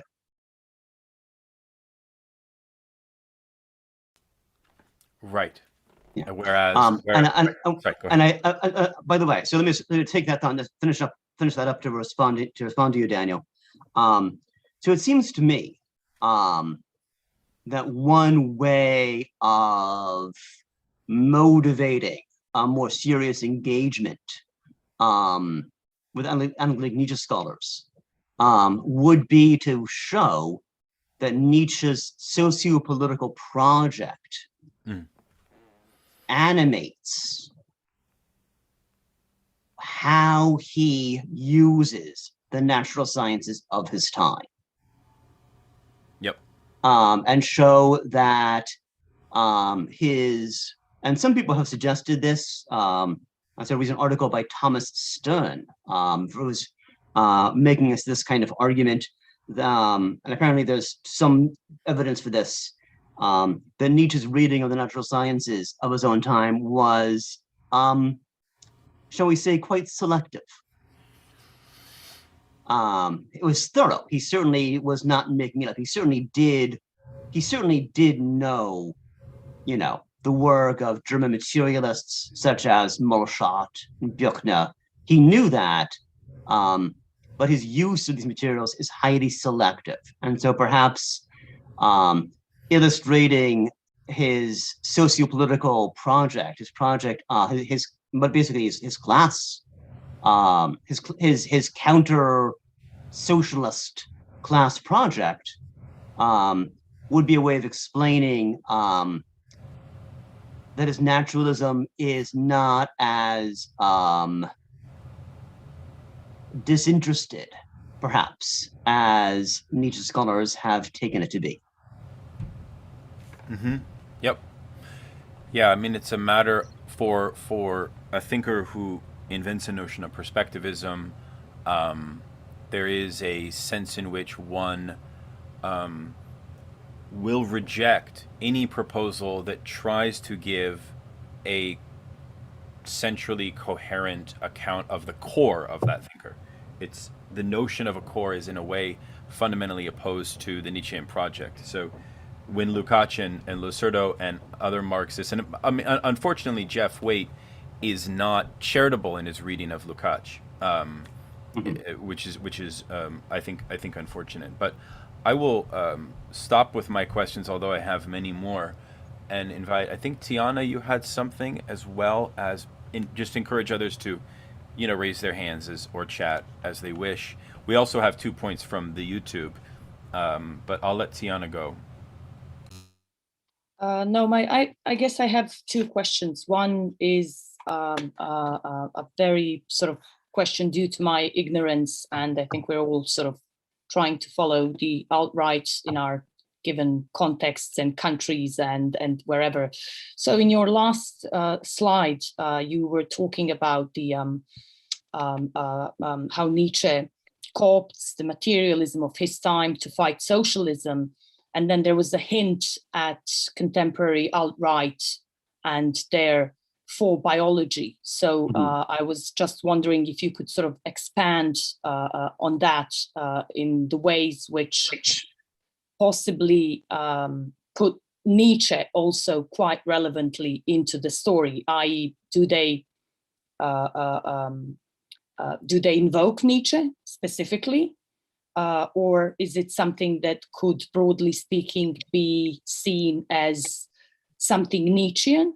And the second question is sort of kind of confused, I guess, still in my head, but it kind of had to do with when you were saying that, you know, postmodernists don't want to see Nietzsche, that is, that they see Nietzsche as relativist, and then your claim that Nietzsche, after all, was not relativist in the sense that they would like him to be. So I was wondering if you could sort of put this a bit more into the perspective, foundationalism and sort of anti-foundationalism, if in some sense we could see or read or understand, for example, structuralism or post-structuralism as an attempt of, well, at least in theory, anti-foundationalist epistemology, whatever this might mean, in the sense of, for example, Balibar talking about the destitution of not constitution, but the destitution of the subject. And you can find it in, you know, Foucault, Althusser, and various others, that the subject has to perish and so on and so forth. So what is, or what would be then the relationship of the foundationalism, anti-foundationalism in this concrete case? In other words, if Nietzsche is the key thinker, in other words, how can a thinker that is, as you say, not a relativist, which makes him foundationalist in some sense, could be inspiration for all this destitution of the subject? Yeah, okay, thank you for that. That was, so there are two very provocative, interesting questions there. So in the first question, there are thinkers in the alt-right who do invoke, who do explicitly invoke Nietzsche, and to my knowledge, and there are also many who do not. So I'm only trying to gesture towards the weaker claim that thinkers in the alt-right are Nietzschean, even when they don't necessarily realize it, when they are trying to ground claims about particular kinds of socioeconomic, gendered, or racial privilege in claims about biology. And so you see this, for example, in the very popular book from the 90s, The Bell Curve, where claims are being made about the heritage, really, and if you look at it closely, really extremely dubious claims. I mean, the book was not well received by serious biologists. And yet, these claims have gone on to become hugely influential in right-wing and libertarian thinking. About the heritability of IQ, about why, you know, it's a waste of social resources trying to improve people's lives because some people are just not helpable because, you know, they've got bad genes, sorry. And I think that's a very Nietzschean thought,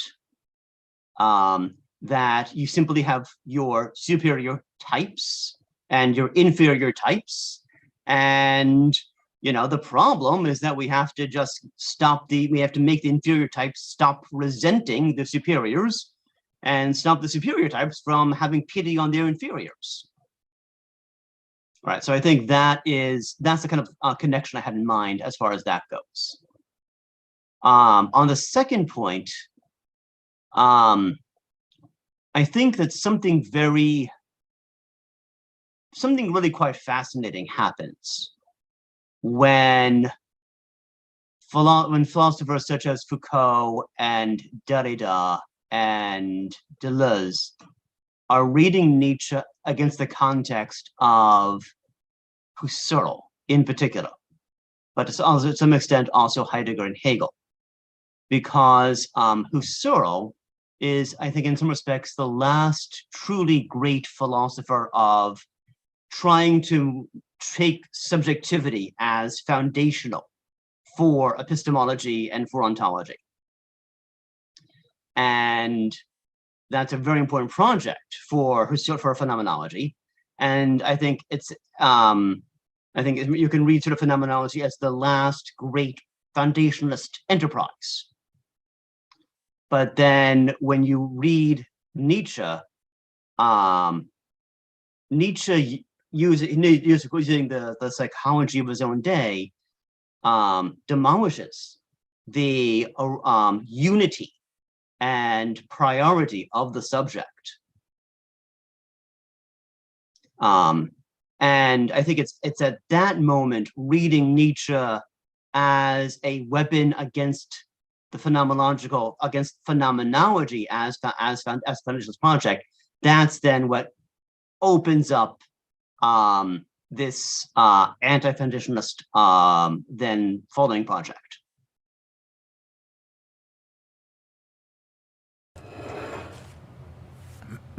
Fascinating conversation. Thank you, Tiana, for that question. Carl, and thanks for that response.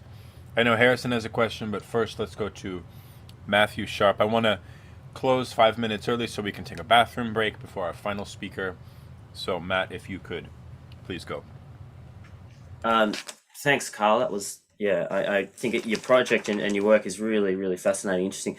I guess, I mean, I still have hesitations about this idea of using a certain kind of science, as you say, this kind of 1860s figures to in a sense generate a kind of radical skepticism about science. And then, you know, I go Platonic and I think, well, let's now then go back and hit the premises. And I wonder whether the whole thing's going to collapse epistemically. But my question is really, or it's a prompt really. I mean, there's this idea that you have in some, I think, quite facile understandings of fascism and the far right, that there is in no sense that what they're doing is kind of reasonable, in the sense that, you know, their premises obviously are irrational and they come from intuition and they're predicated on aristocratic epistemology and so on. But I think it's quite clear in Lukács, obviously in that last chapter where he looks a lot at kind of racialist science, that this kind of curious interplay between irrationalism and a certain type of relationship to particularly biology. And I imagine there are other, and in Nietzsche, I think it's physiology and obviously a certain kind of psychology.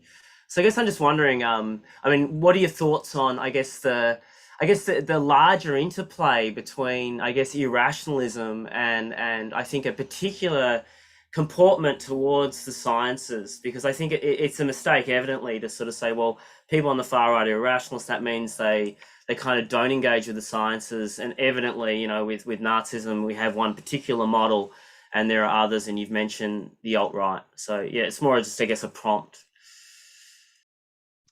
Yeah, I mean, I think that's sort of that's kind of the, in many respects. So I appreciate that, Matthew. I mean, that's really, I guess, the puzzle. That's the particular knot I'm trying to unravel, right? Which and thinking about Nietzsche from an sort of increasingly Marxist perspective, and thinking, well, how does irrationalism and scientism, how do those fit together? How is, right? Because Nietzsche and many figures in the alt-right, they're not, you know, they're not going off in pure intuition. I mean, there were members of the National Socialists who were deep into the occult, obviously. There are people on the right today who are very deep into the occult and into you know, various signs of New Age mysticism. But of course, what's sort of fascinating about Nietzsche, and I think also about a lot of these reactionary movements, is that scientism and mysticism just live cheek by jowl, without any real apparent sense of tension between them. And I think one sees this really quite clearly in a figure who is, in some respects, the most Nietzschean of our contemporary intellectuals, namely Jordan Peterson. who will, on the one hand, he can sound almost like a somewhat reasonable social scientist, quoting statistics, talking about studies, talking about, evidence. And then next thing you know, he's a total Jungian. And it's that juxtaposition in Peterson, I think, makes him a very Nietzschean kind of figure for us today. So totally stealing on Harrison's ideas, totally stealing from Harrison's article on Peterson for that idea, by the way. Okay, let's let Fluss go, and then Luis, we may have time. Go ahead, Harrison. Peterson gets this move from Jung. Jung also is a false friend of science. So Peterson's move in his first book, Maps of Meaning, which is almost unreadable. In the beginning, he says that you got to really look at your limbic system, your fear responses to the unknown. So myth and unreason are located directly in the deepest centers of your brain. So he's making an empirical point, but then he flips that, because if that's true, and myth is what structures everything, the myth is also going to structure your physiology, your psychology. So what seems like a typical scientific point gets flipped into irrationalism fairly quickly in the first couple of chapters of Maps of Meaning, and he repeats this in 12 Rules for Life and Beyond Order. So it's the science itself that reveals the underlying mythic structure of being for Peterson. And this is the same case for Jung. This is the case for Heidegger too. When Heidegger writes The Question Concerning Technology, he talks about Heisenberg's uncertainty principle, how instrumental reason undoes itself. And we're back to a more romantic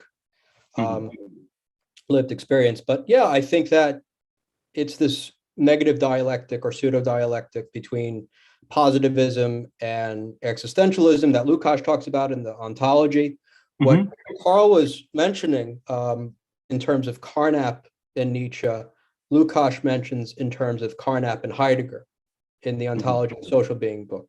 He says that more work needs to be done on connecting positivism and existentialism because they share this premise. And the premise is genuine knowledge of reality, genuine knowledge of being that philosophy can provide is illicit.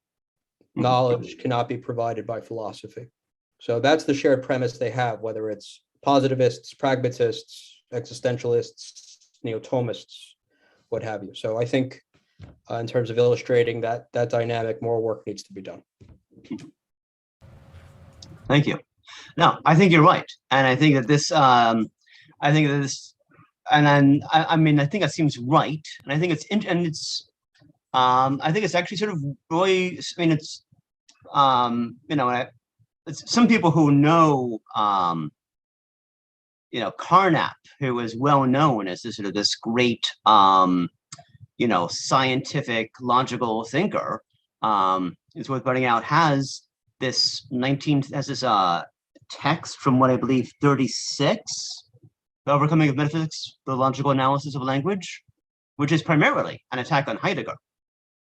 But in the last paragraph, he says, well, the one metaphysician who's actually kind of okay is Nietzsche. Because at least Nietzsche, when he speculates about the value of life, at least he does so in poetry. And thus spoke Zarathustra.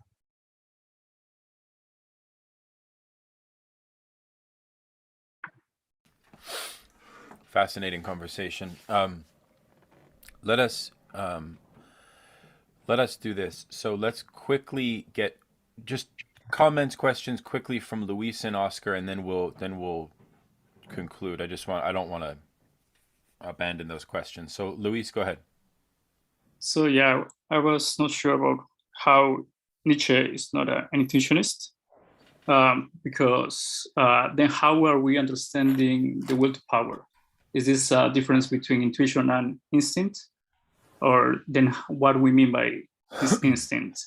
Because for me, this fact that you're born with this will and you don't, there is no a way of changing, right, of mediation. It makes it's a good argument for the for right wingers. They believe they have been chosen, right? They're the chosen people, right? And there is no need for change, right? So what exactly do you mean by that Nietzsche is not an intuitionist? How that relates to this idea of the will to power? Let's get Oscar's question, and then you can answer too, Carl. Sorry, I just want to do this for time. Go ahead, Oscar. Oh, thank you very much. I would turn my camera on, but my Wi-Fi is pretty bad. My question is maybe somewhat simple, but I was wondering whether there really is any strict boundary between scientism and irrationalism, and whether we can see scientism itself as a form of irrationalism. And how would you respond to this? Is scientism itself sort of a form of irrationalism? And if so, how does that inform how we, conceive of what you see as Nietzsche's reliance on scientism? Okay, I'll try and be fast. So in response to Oscar, I love that thought. I would just sit with it for a long time before having anything intelligible to say. So just thank you for that. I'll need to actually sit with it for a long time. In response to Louise, on your point, I don't think that the will to power might end up being a kind of intuitionism. So I'm not entirely against that idea. A very different kind of intuition than the other kinds that Lukács is diagnosing in, say, Schelling, Schopenhauer, or Kierkegaard. Because Nietzsche does think the will to power is an empirically, or he presents it as, maybe being disingenuous, but it certainly presents it as an empirically respectable hypothesis about the nature of life and about the nature of reality.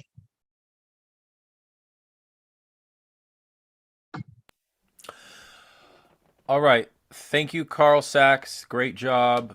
Wonderful conversation. Let's take a 2-minute break and meet at the top of the hour to just do, warm up your tea. And let's meet at just a couple minutes after 7 p.m. Eastern. Just take a little break, and we will hear from our final speaker, Margit. We're very excited for a conversation on Lukács, reaction and aesthetics and art. So we'll be back just a couple minutes.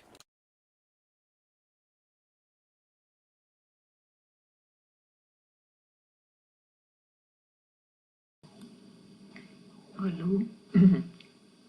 Hello. Is my mic working?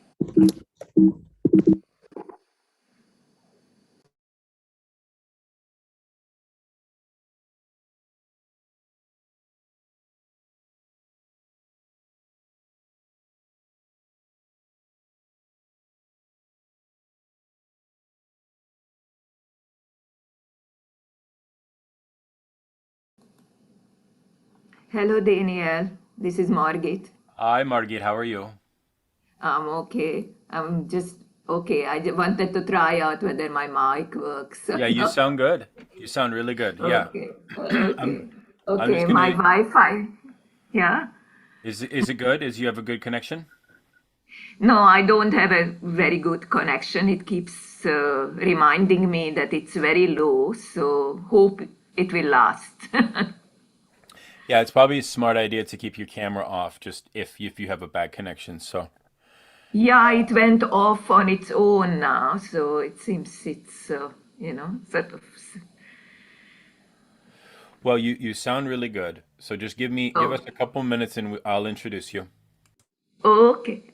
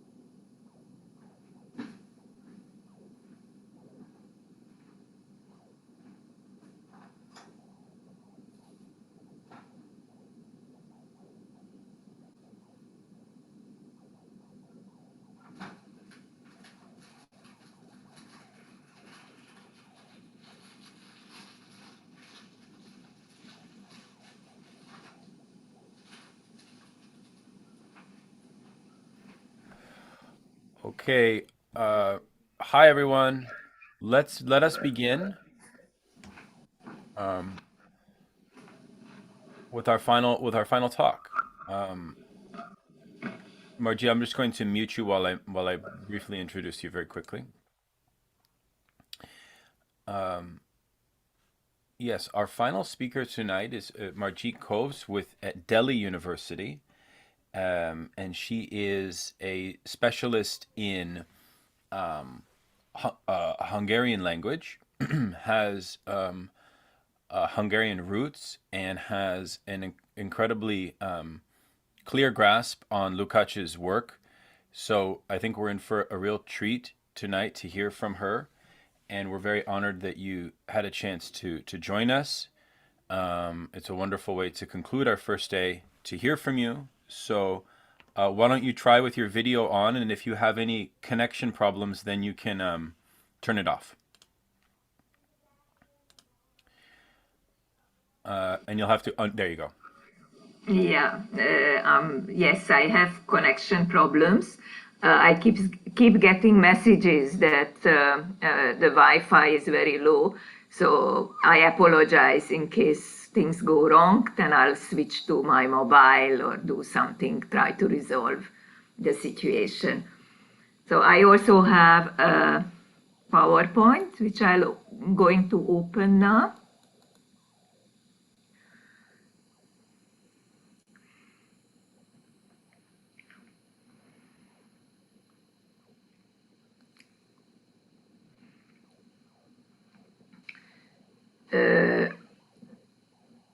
So basically, my paper is an account of Lukács' work between 1930 and 1945, the time period which he spent in Berlin and Moscow, and I'm concentrating on the shorter pieces, the shorter essays, also on his piece about Adorno, about Grand Hotel Abyss. That's one of the pieces I'm going to discuss.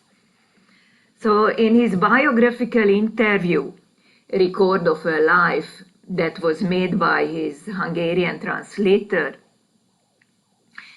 I'm sorry, can you see my screen? No, we can't actually see it. Could you try again? I made you co-host, Okay. so now it should work.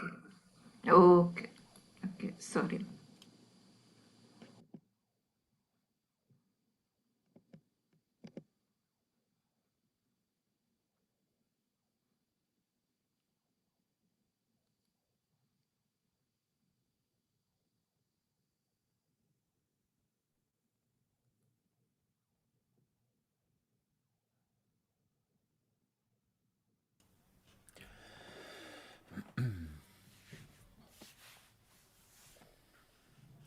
Now we see it. Good.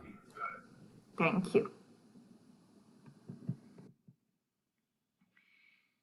So in his biographical interview, Record of a Life, Lukács,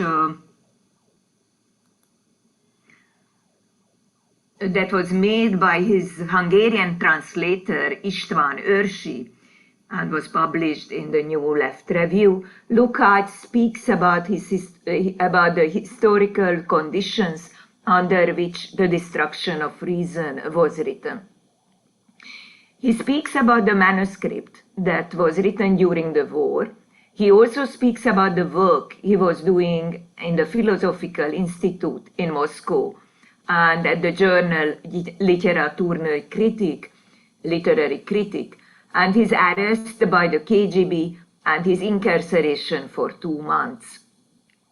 The 2 points he mentions is good luck at the time of catastrophes, Bukharin Radek, referring to the 35 arrests and purges, and that he also had the rare integrity of working and writing throughout these times.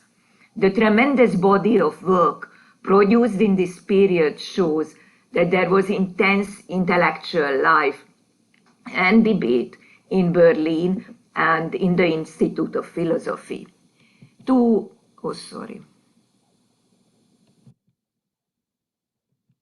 To recapture briefly, after a radical revolutionary life at the time of the short-lived Hungarian Council Republic in September 1919, Lukács had to emigrate to Vienna, where he officially became a member of the Austrian Communist Party.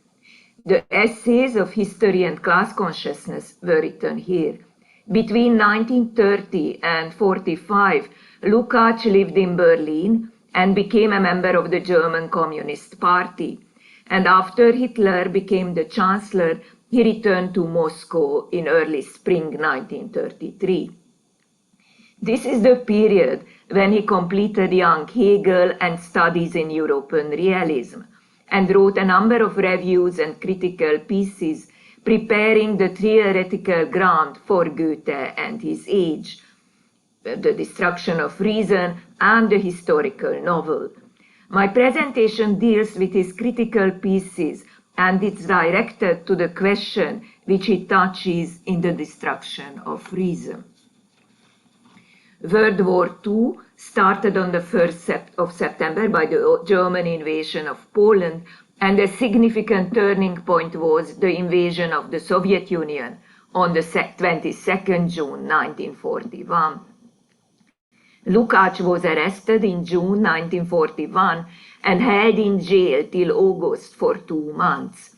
In the course of his long life, he lived for 86 years, Lukács took various positions, and at various points his life was in danger, either from the Hungarian or from the Austrian police or from the KGB.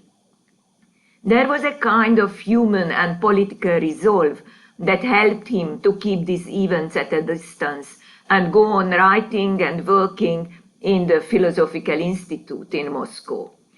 During the house search, during his arrest in 1942, a number of his manuscripts were seized and later destroyed, and some of the work published after the war had to be rewritten. Enzo Traverso, in his preface to the Destruction of Reason, speaks about Lukács' Stalinist period, identifying the Destruction of Reason as a piece belonging to that period. I think there is a considerable room for disagreement here, and I think the best way to express this is to use an expression Lukács used in the context of Hegel about the contradictory nature of existence itself. Fascism now and fascism in Lukács' times have many similar features. Fascism today employs similar mechanisms of appropriation of history, of national and religious community, and modern contemporary technology, public media, genetic theory, as it did in the 1930s.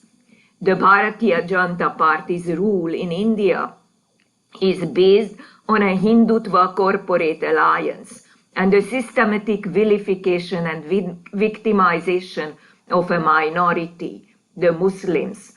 Their agenda is also clear from the anti-labor and anti-peasant laws it has enacted.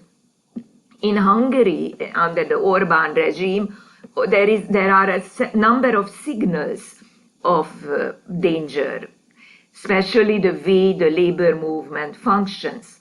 In India, the recent appropriation of the figures of Mahatma Gandhi and Swami Vivekananda by the Modi government, and in Hungary, the inability to deal with the history of World War II and the legacy of the 1956 revolution and the Salander campaign against Lukács are part of rewriting history in the fascist mode.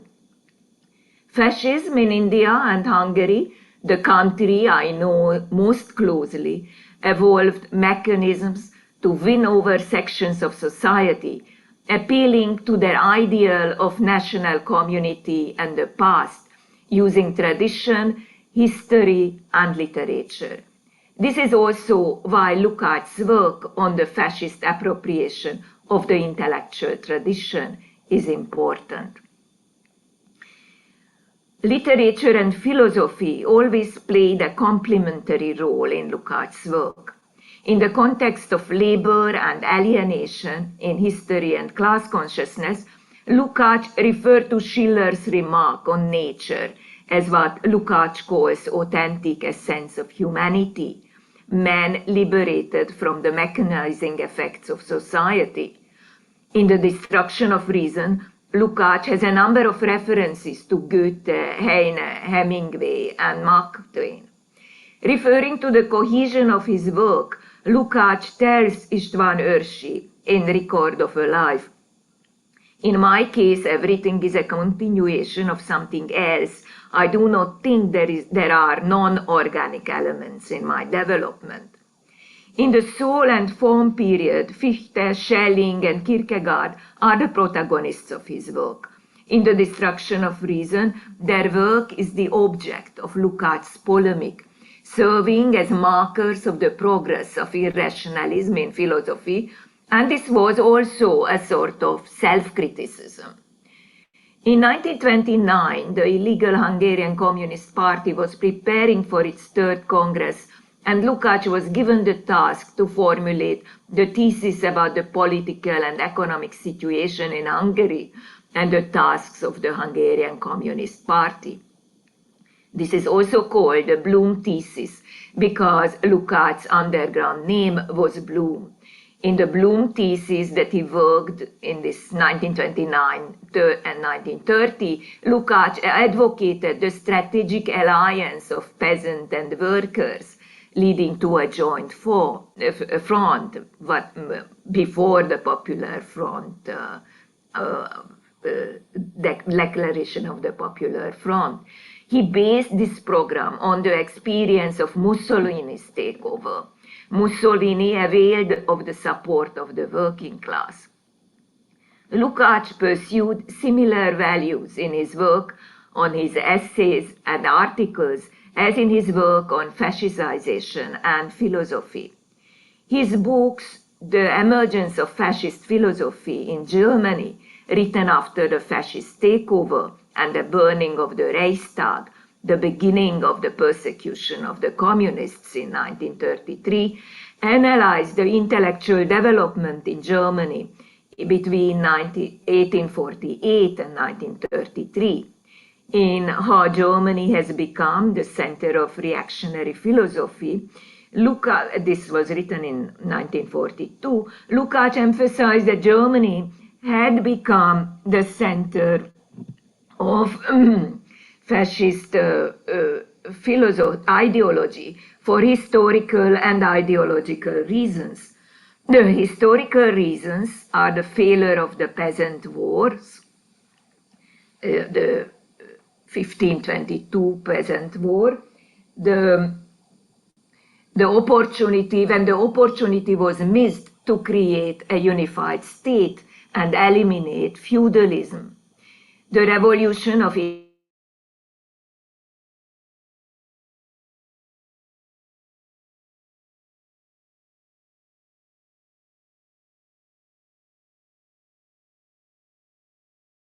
1848 from tendencies like servility and aggressiveness became pervasive and followed what Marx called German misery. Lukács' books were a first attempt to analyze intellectual movements in their relationship to the prehistory of fascism. Lukács points out that there is no such as purely academic or innocent philosophy, and the responsibility of the philosophers is to watch over the existence and development of reason. He defines irrationalism in The Destruction of Reason, thus the styling, you can see it on my screen, the styling of the declared insolubility as an answer, along with the claim that this evasion and sidestepping of the answer, this flight from it, contains a positive solution and true achievement of reality is irrationalism's decisive hallmark. Margit, could you do it? In this book, Sorry, could you move the slide to the definition of irrationalism? The one that we're on is number 2. Could you select the one where you're at? I think it's probably down by 6 or 7. If you go down. I don't understand. Yeah, I don't understand. I think I moved it. Now, can you see? No, we only see the second slide. Okay, so that's something because of the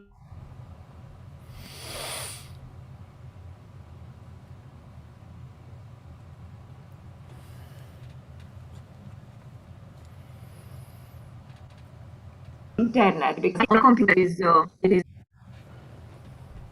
Yes. Now we can Now I see. share again and see whether. Okay, yeah, you need to go down. Okay. You got it. Do it on the left. Maybe. Yeah, there you go. Now press down on that. Down more. Oh, this is it. There you go. Before done. Ah, okay. Okay, so I'm sorry. So I'm not putting it in the slide mode. You can see if you can read it better this way. Yeah. It looks Maybe I start with it. Okay.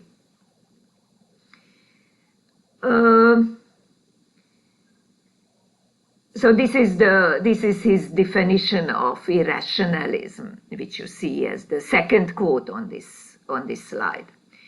So in these books, Lukács also gives account of the elements that would later facilitate the spread of fascist ideology: reactionary cultural criticism, life philosophy, neo-romanticism, rationality, that was the apology of capitalism, myth creation, glorification of instincts, and racism. The manuscript of German ideology was in the Philosophical Institute, which was called the Marx Engels Institute, and it was being edited. It served Lukács as a model German ideology. Lukács calls the philosopher, similarly to Marx, to account about the connection of their criticism with their own material world and the connection of German philosophy with German reality, what Marx made the central problem in German ideology. The 1933 and 1942 books could be considered the first versions of the Destruction of Reason. These are the first basic texts on which his Destruction of Reason will be constructed, with a number of additions from his later work. The belated development of Germany and capitalism of the German Sonderweg emerges here, that forms chapter 1 of the Destruction of Reason. He was relentless about his own contribution and perhaps apologetic about his pre-Marxist work and leftist radicalism of history and class consciousness. He pointed to some features of the 19th century: philosophy of life and neo-romanticism, creation of myths, which he considered the central problems of contemporary philosophy. Lukács ascribes the responsibility for bourgeois idealism to some of his earlier favorite philosophers, authors, and friends for the rise of fascist ideology. Lukács' work in the Marx Engels Institute made it possible for him to work on unedited manuscripts by Marx and Engels. For example, on Lassalle's work. He reflected on the way Lassalle connected issues of politics and philosophy. The connection between Lassalle and Hegel, the issue of dialectics, and Lassalle's approach to history are central. The three revolutions, which were already mentioned, 1522, the Peasant War, 1848-49, and the European revolutions, 1848-49, and the revolutions after World War I, the Soviet, Hungarian, Viennese, and so on. These are also the historical dates which Lukács highlights in Goethe and his time, and Lukács takes up Marx's correspondence about Lassalle's play on the Peasant War. Lassalle chooses Franz von Sickingen, the protagonist of the drama, instead of Thomas Münzer, who was the real protagonist of the period.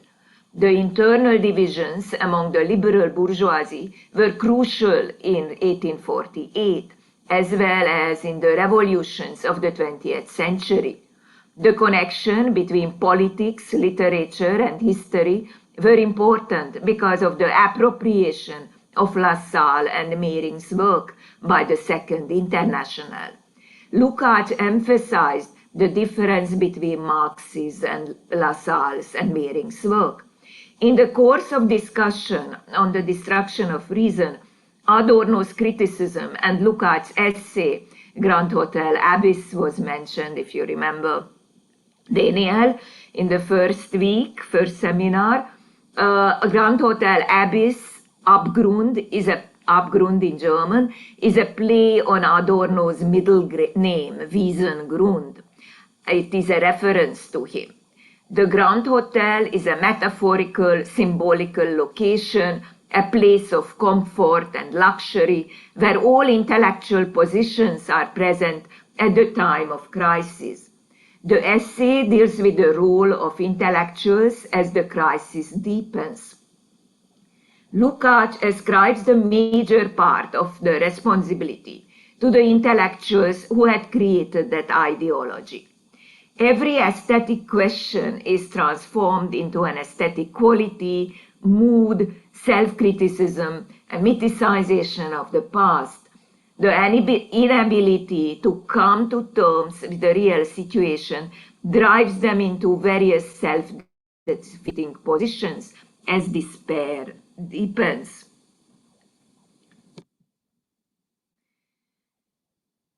Grand Hotel Abyss provides the illusion of independence. There is space for self-torment, provision for establishing sects to resolve all cultural problems.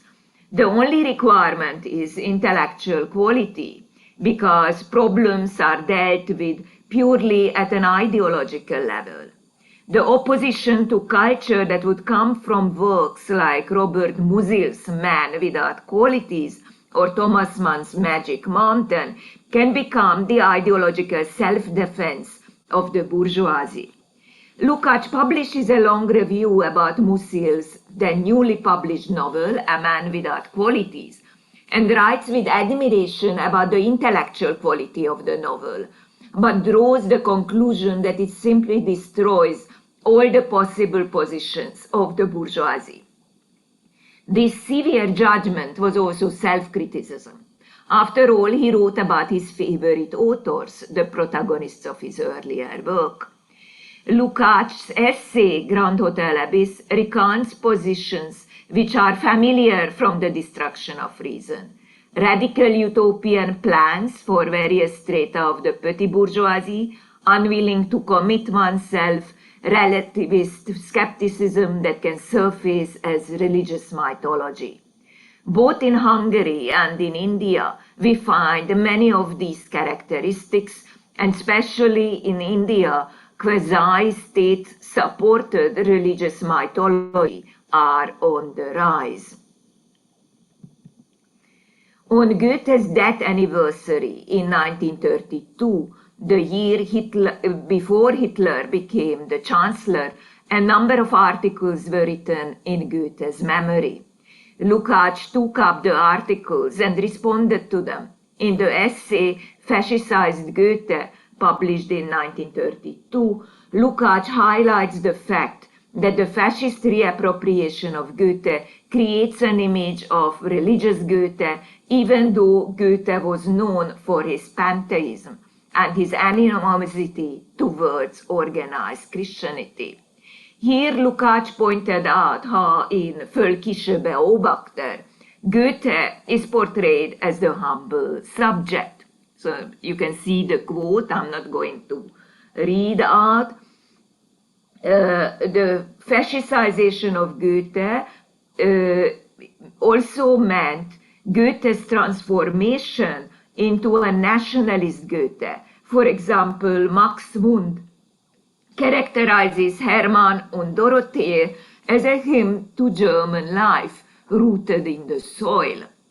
Lukács also quotes Neue Preußische Kreuzzeitung that claims that the Western spirit and its influence has been very corrupting for the German nation, and Goethe was always in conflict with this word.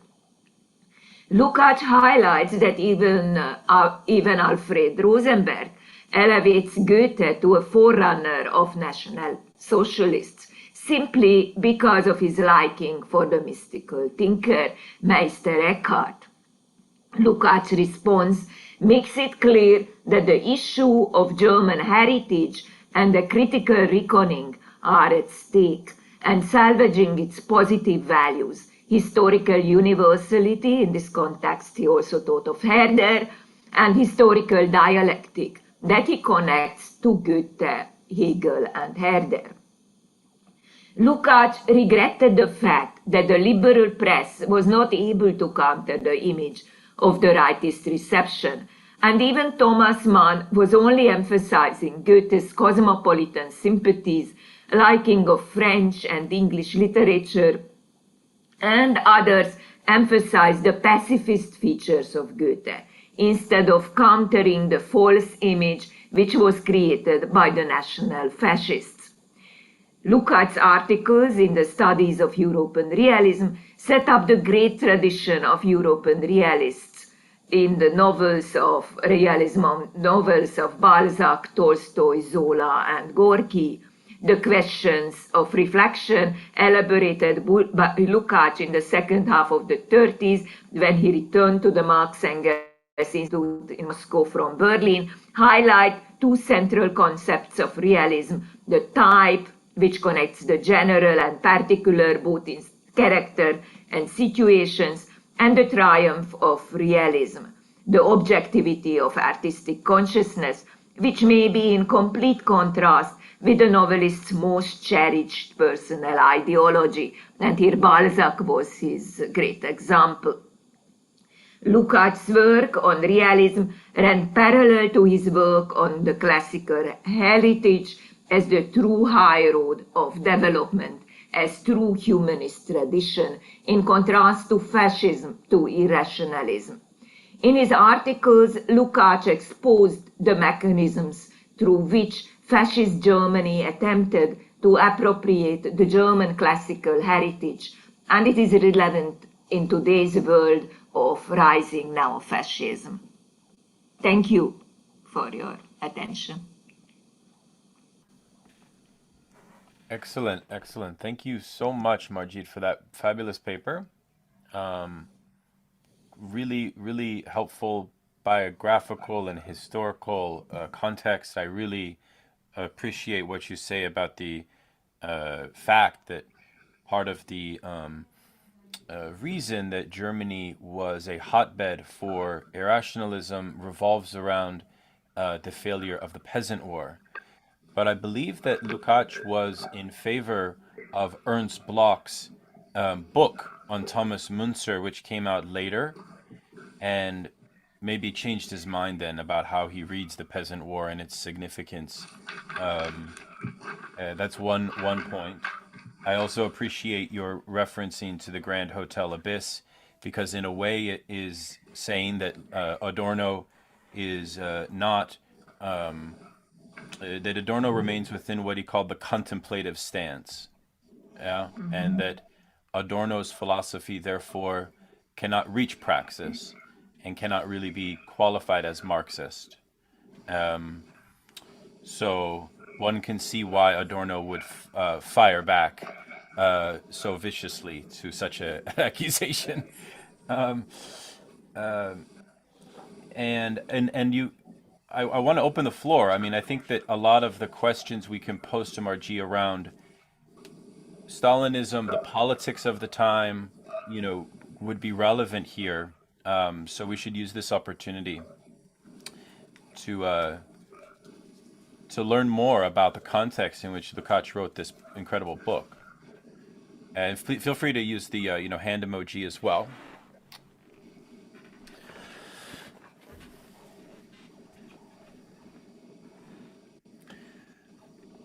Nice to see Daniel Badenhorst. Hello. How are you? How you doing? Pretty good, thanks. Nice to see everyone here. Yeah, it's good to see you. And see Vanessa, Connor. Connor's been with us at the study groups as well.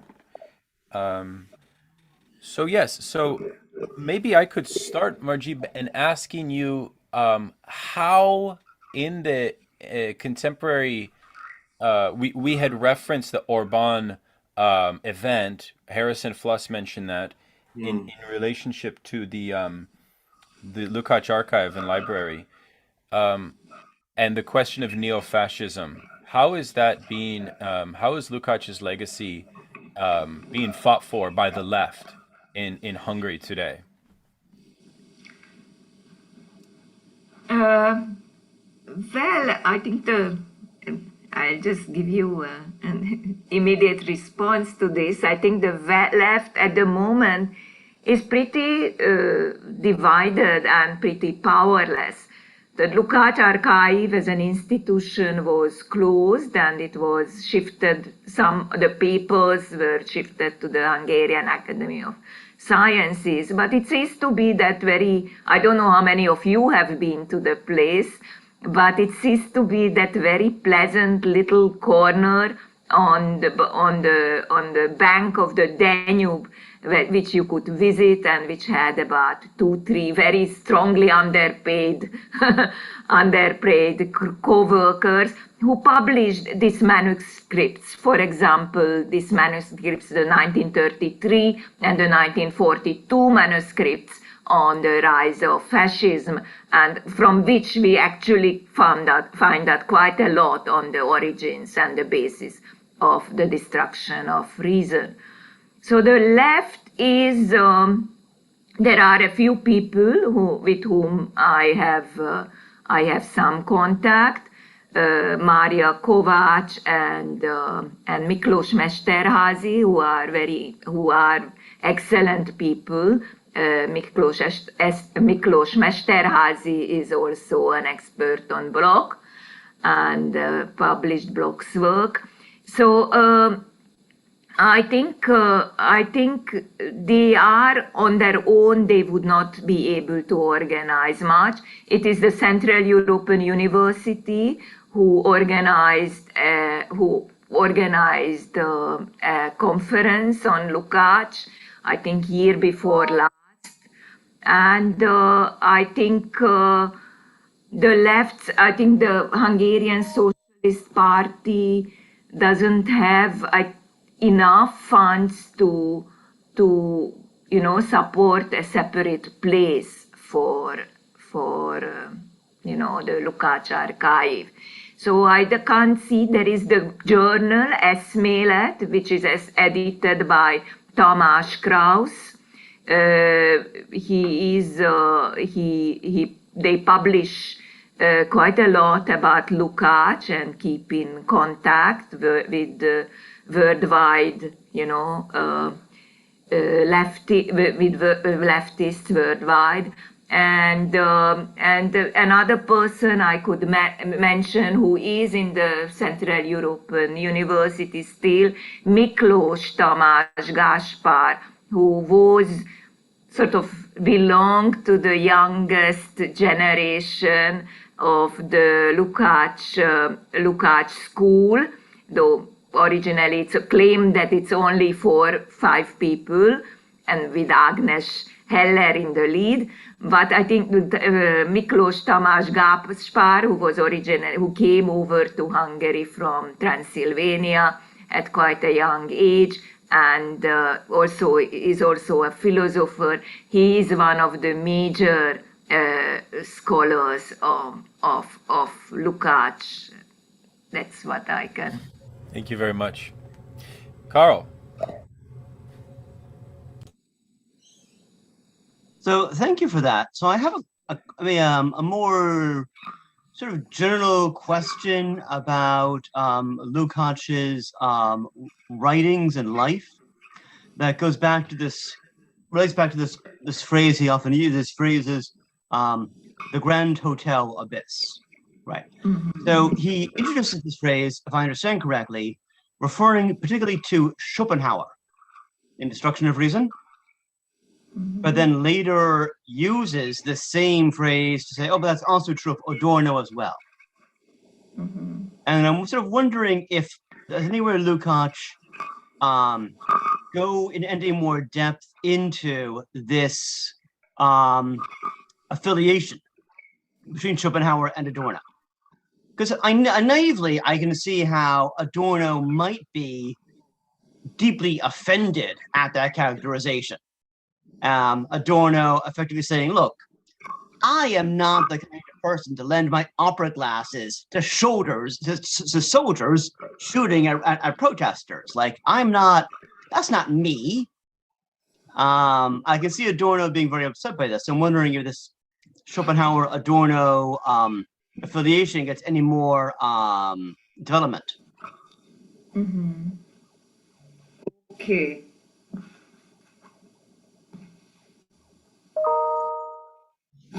I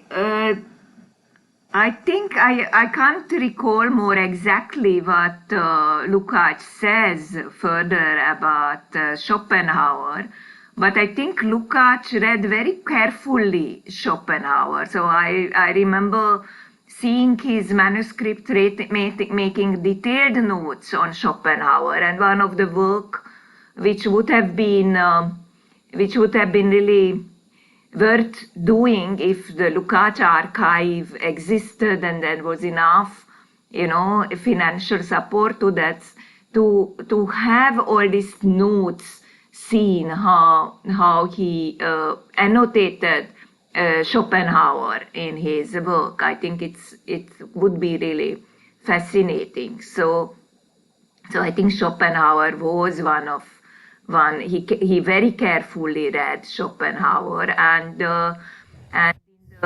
in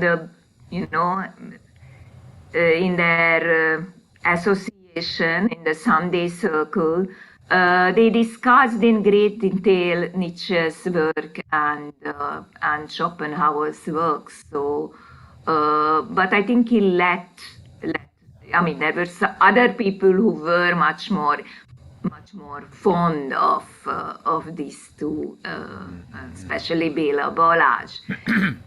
Actually, Lukács was, I think, extremely democratic in spirit. So he always made his students and made his associates speak for themselves for whatever they were fond of. If he had a judgment about something, it did not mean that he wanted to silence any of these people. And this is what I can say. Thank you. Of course, Schopenhauer is, in a way, the real expositor of reaction, way more than Schelling, because Schelling is sort of too early in a way. He appears on the scene, and Schopenhauer kind of almost takes the thing much farther in his indirect apologetics, and he's much more explicit in his reactionary philosophy, and he's also the first break from, in a way, of irrationalist philosophy from the university as such, and that itself constitutes a kind of victory on behalf of the aristocracy within bourgeois philosophy, and that's what Schopenhauer represents.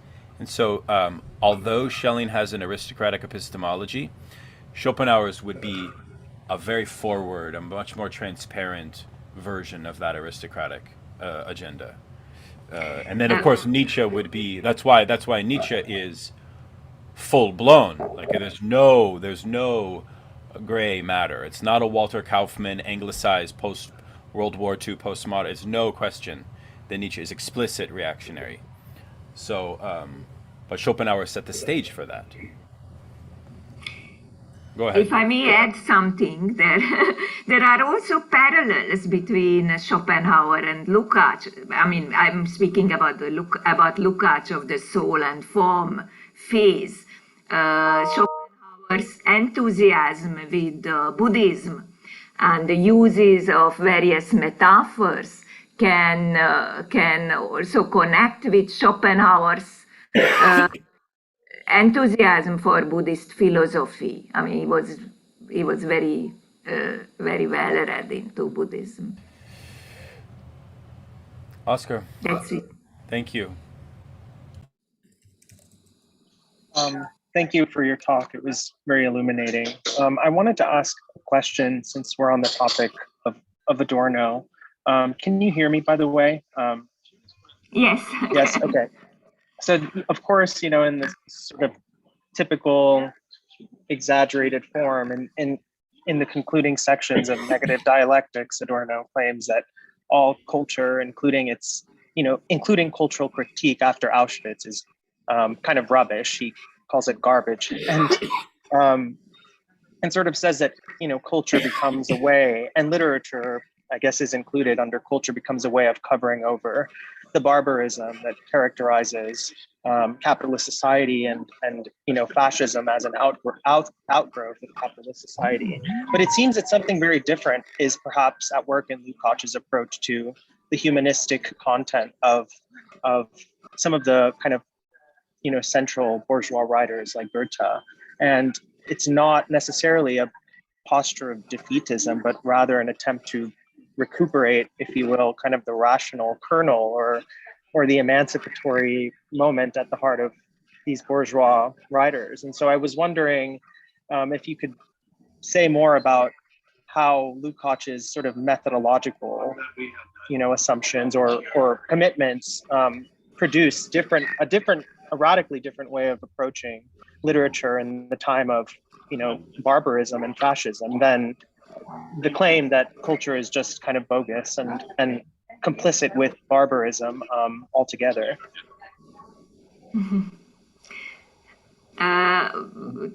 Thank you, Oscar. I think you actually made more of a comment than asked a question. Thank you. I think it's quite it's very perceptive to make this difference between Lukács and Adorno. And yes, there is this famous quote from Adorno: "It's impossible.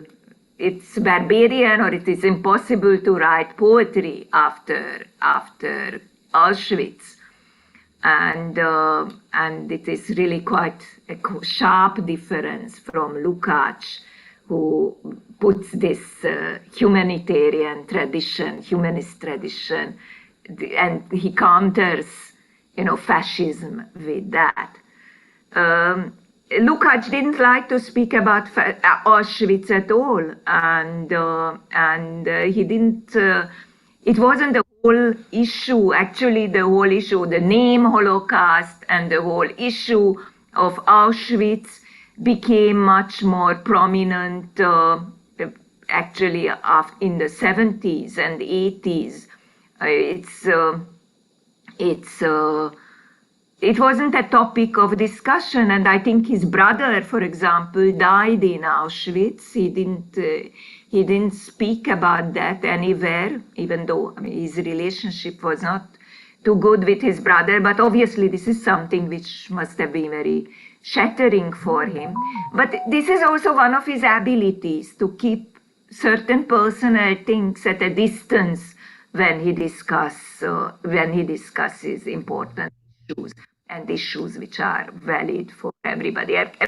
But by the way, Holocaust as such, as a name for the, metaphorical name for all the concentration camps which the fascists created, became only a part of discourse in the 1990s. Before that, we never heard this. And I think it's also partly because fascism, as the definition of the Comintern, of the definition of the 1935 definition of fascism as the most radical form of capitalism, has become, was felt to be obsolete. So this is what I feel about. So the connection between fascism and capitalism is, in a way, covered up by calling the horrors of fascism as Holocaust. Tiana, you had your hand up. No, I will ask the question. First of all, thank you, Margit, if that's the correct pronunciation Yes. of your name. I quite enjoyed your talk, and it was really sort of fascinating in offering the context. And I had possibly a question which would be similar to the previous one. You were talking about Lukács's arrest in 1942. And I was wondering if you could expand on that and his entire, let's say, the works he did on realism in Russia. And my question would be if you have any more sort of insights or biographical, that is, detail into what was called in 1950s, the early 1950s, before Lukács received the Kossuth Prize and was in effect rehabilitated in some sense by the regime.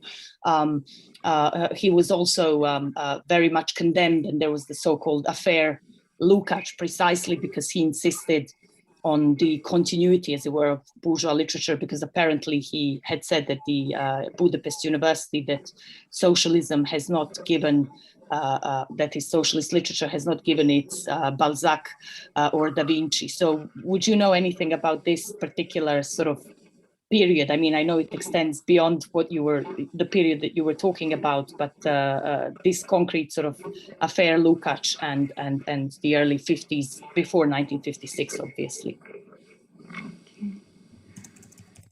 So the first question concerns the 1942 arrest of Lukács, and I think this was why he says that he had great luck at the time of arrests, means that he was not arrested in the 1930s, when Bukharin and Radek were arrested. So that was, he could consider it during, in a way, a luck. Also, he mentions in his biographical interview that luckily he didn't have an attractive flat, so nobody wanted to have his flat. That was the other reason why he was let off. But it's also true that after the German attack on the Soviet Union, there were not many executions. Probably Stalin also saw the bitter result of having his armies, having his most important generals of his army executed, and that was also one of the problems why the German army was actually triumphant in the first few months in the territory of the Soviet Union. And so in 1942 there were not executions, but on the other hand there was also this major lesson which Lukács learned in the underground illegal Communist Party movement. He was also arrested by the Hungarians and by the Austrians, that he should never say, he should never sign anything or never say that something is true, any accusation is true, because as soon as he says that, he admits something, the judgment will come. So Lukács availed of that, and he didn't sign the papers and the accusations whichever were raised about him or against him. Stikhalin, a Russian scholar, published the Ljubljana,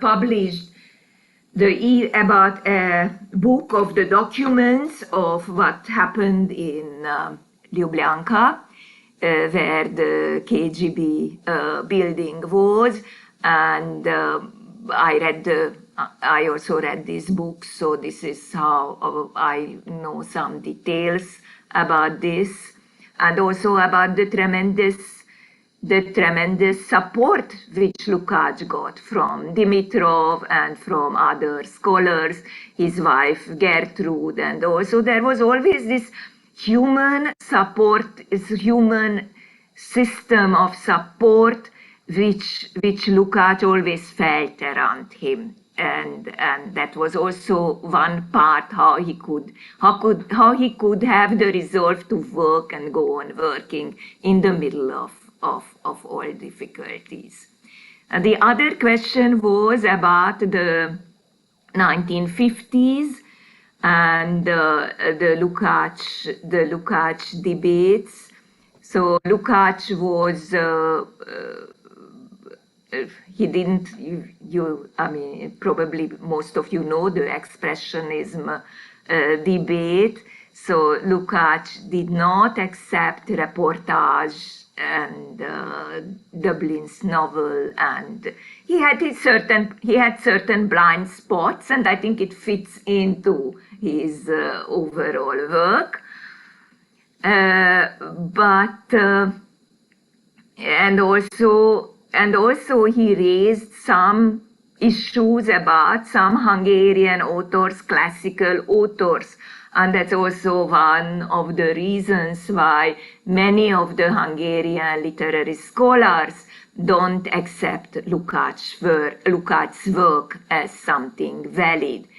But it was one of his earlier disciples, and otherwise an intellectually outstanding man. That's what Lukács says about József Révai, who attacked him most strongly and called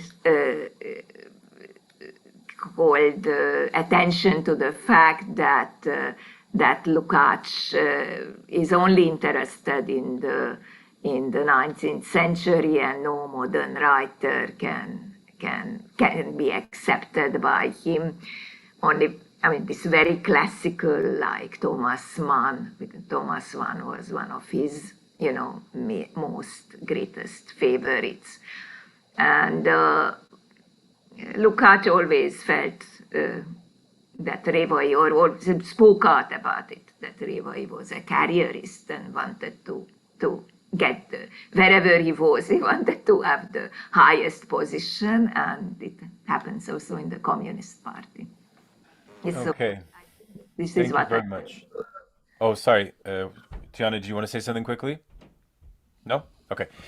We'll close with Harrison, with his comment or question, please.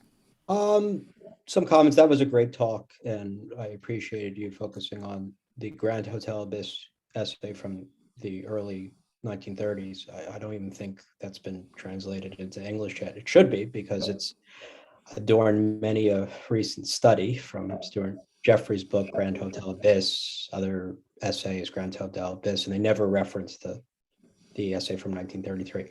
I just want to say I made a very bad verbal slip at the beginning of the conference. I said Ishay was not sorry he could be here. Obviously, Ishay is very sorry he can't be there. I misread something.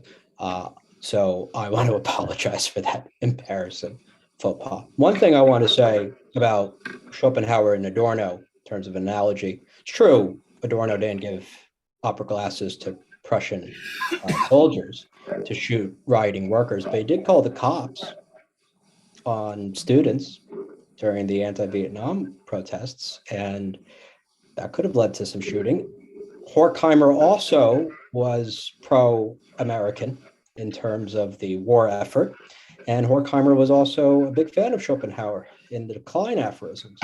So I'm not saying that Adorno was as risible as Schopenhauer, but there might be some affinities there. That's it. Now we're going to get hijacked by Adornians tomorrow, so just prepare yourselves, people. Okay. Margit, thank you very much for this intervention, and hopefully you can join us tomorrow. We're kicking things off with the philosopher Adrian Johnson, and it's going to be a great day. This was a great start. I'm really pleased and honored that you all spent 3 hours with us. Now get up and run around because you've been sitting for far too long. Okay? And we will see you tomorrow. Okay? All the best. Thank you. Thank you, Daniel, for the invitation. And thank you all for your attention. Thank you very much. All right. Bye. Bye, Margit.